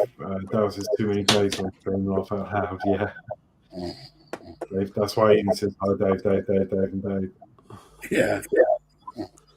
Dutch Dave says, hi to Dale. Dale says, how's the layout going, Snowy?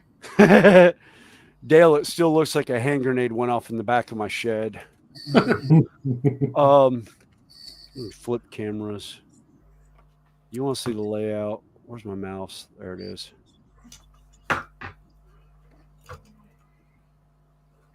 We'll come.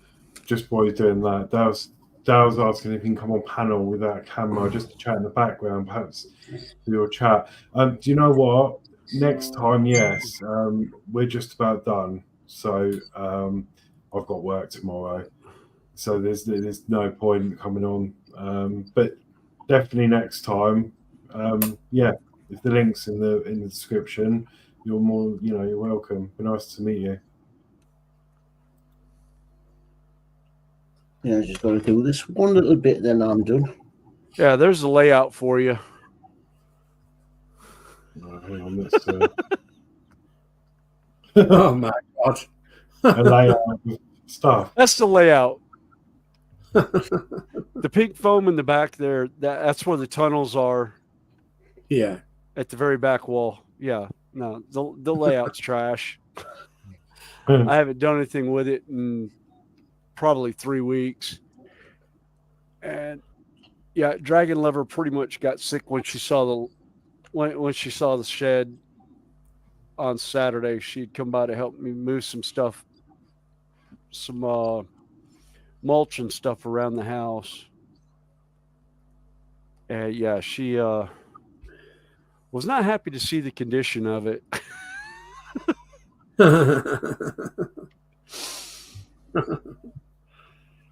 What have you done? Yeah. Yeah, Dave. Touch Dave. Nice and tidy.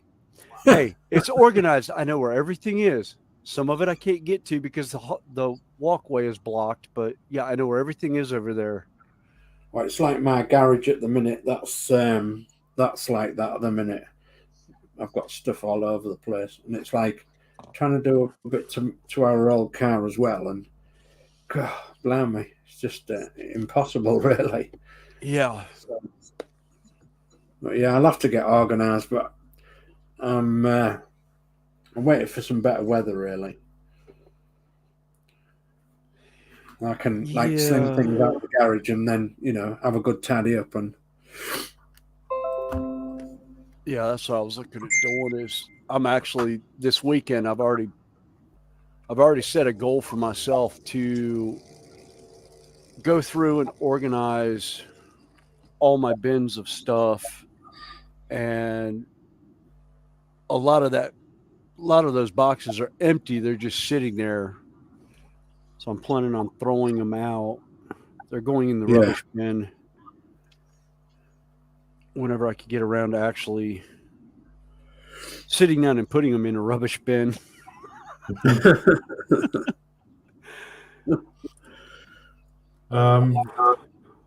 So yeah, Dale says I missed my train layout. Just can't afford to switch to N-gauge.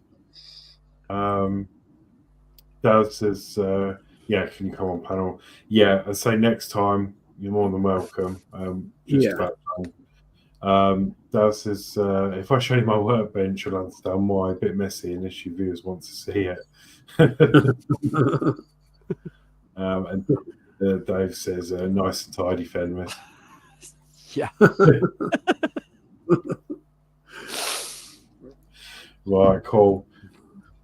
Yeah.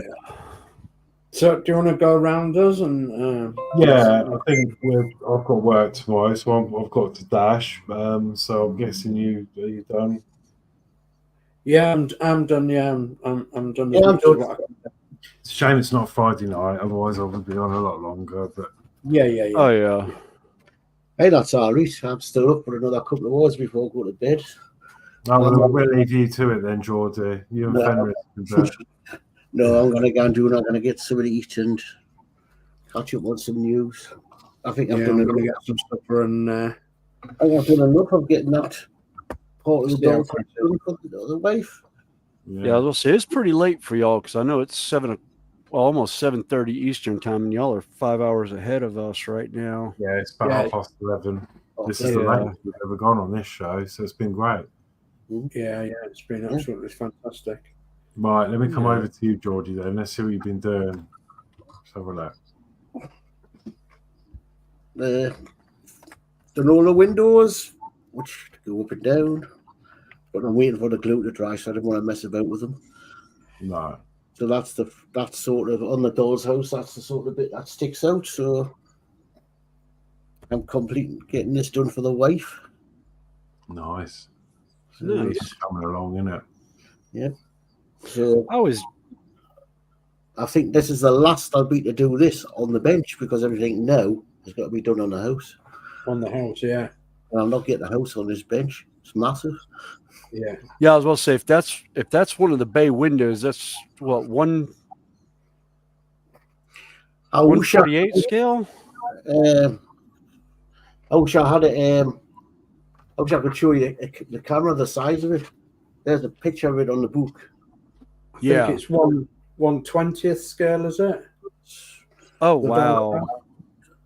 Yeah, see if the camera won't swing around enough to show you it over there. But what I'll do is next week I'll put a picture up and you're not usually on, are you? Well, it depends. It's about 3 feet by 2 feet. by 3 feet high. Yeah, I can't swing my camera and have a look at it. Oh god. Yeah, there'll be other times, hopefully. Yeah. But it's looking good. Nice. I'll be happy with it. Yeah, you've done well on that, Dave. Yeah. Cool. Right, well, I might as well just come to me because I'll be quick. This is just where I've got to diamond painting, so done a bit more up here. Yeah, propeller. Yeah. Just about to see it with the Spitfire. Yeah. So we'll turn that off and you can maybe see it a bit better. I don't know. Yeah. Yeah, it's coming out right. Coming nice now. Still got a lot more to do though. Good God, yeah, you have got a lot to do. That was hours. That's hours of work. That's 7 hours on Connie's, Dragon Lovers. This is 2-3 hours on Michelle's. Yeah. The other night and tonight. Yeah. That's So, a lot of work. Let's see what you're up to, Dave. You almost need to send that to Dottie Dotz. Yeah. Yeah. Soon have it done. Soon have it done. Right, so if you can remember, the back doors were off, so I put them back on. And I forget which wheel it was now. It was this wheel. The suspension didn't work, but now the suspension works. And basically what happened was the pin had come out of the shock absorber, and somebody tried to glue it down here somewhere, and obviously it didn't work. So, and anyway, it wanted a bit of oil on the front suspension and the steering, which I've done. And so it's all back up on its wheels. The only thing I haven't done, and that is getting these hubcaps back on. So they are a bit of a devil to get back on. You might have seen me messing around with them. But it's back doors, do you? Pardon? Just look at them back doors. It's even got the metal grills on. Yeah. Yeah. Yeah, and the handle. Yeah. Yeah. It's got the anti-theft windows. Yeah. Yeah. I used to work for the post office years ago, and I remember their videos. I remember the grills being on the windows. Yeah, and it's got the proper decals on. Mm-hmm. Yeah, the E2R. Nice. So yeah, I've done a couple of other fixing jobs on it as well. The window fell out, and there's been bits dropping off it here, there, and everywhere, which I've glued on or re-put on. So yeah, I'm quite happy. So good. At least I can place it on a diorama now, and it's, you know, I can open the doors and all that. You don't really. You want to broom it around the front room, don't you? Now you need to get someone. Now you need to get somebody to 3D print your postman so you can stand next to it. Yeah, postman and some parcels and goodness knows what. You need to do that, do you? Oh yeah. And a black and white cat that sit on a roof. On the black and white. Actually, I'll have to look for some prints of that. Well, where's that one? Oh, I was going to say you could get some bubble wrap or something, tiny bits of bubble wrap, and then just encase it in like a carrier bag, and then just like make little parcels out of it, and then put a decal on it as a sticker. Yeah, that's a good idea. One of them days we used to carry the parcels in a grey sack. In a grey sack? Or a Hessian sack. Uh-huh. What grey sacks with the LGPO written on, and Hessian sacks with the LGPO written on. Yeah. And all the parcels used to be wrapped up there and hide into the back of the van. Yeah. And then But yeah. Yeah, perfect. So 1/12 scale, obviously, so you know it's quite big. It's quite a big model.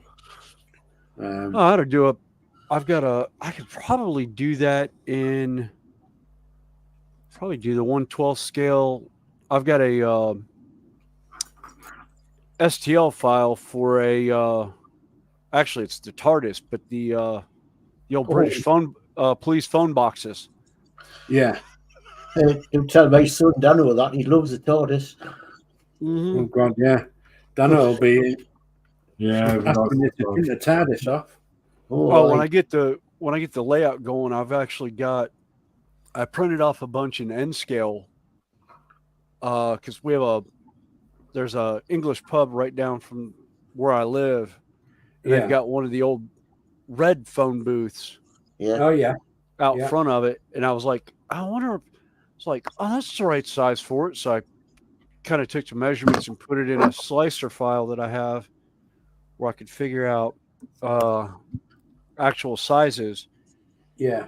And it'll give me the measurement in millimeters, so I could put it on my printer. And I printed off a TARDIS. I've got probably 10 of them that I have laid out that I'm gonna stick around the layout in different places. See if people see it when the train goes by. Yeah, and dot some phone boxes around and pillar boxes. Mm-hmm. Yeah, it won't quite fit with the cityscape I'm doing, because I'm doing a downtown Elmhurst, which is a town outside of Chicago that I grew up in. Yeah. So it's one of those, when you see it, you'll be like, well, that's out of place for the United States. And then it's like, oh, wait a minute, that's a TARDIS. So do you live near Chicago? No, actually, I live in North Carolina. I live in Charlotte, which is southern United States. I've been to St. Louis before. Okay. Come on, camera. The camera's not Right.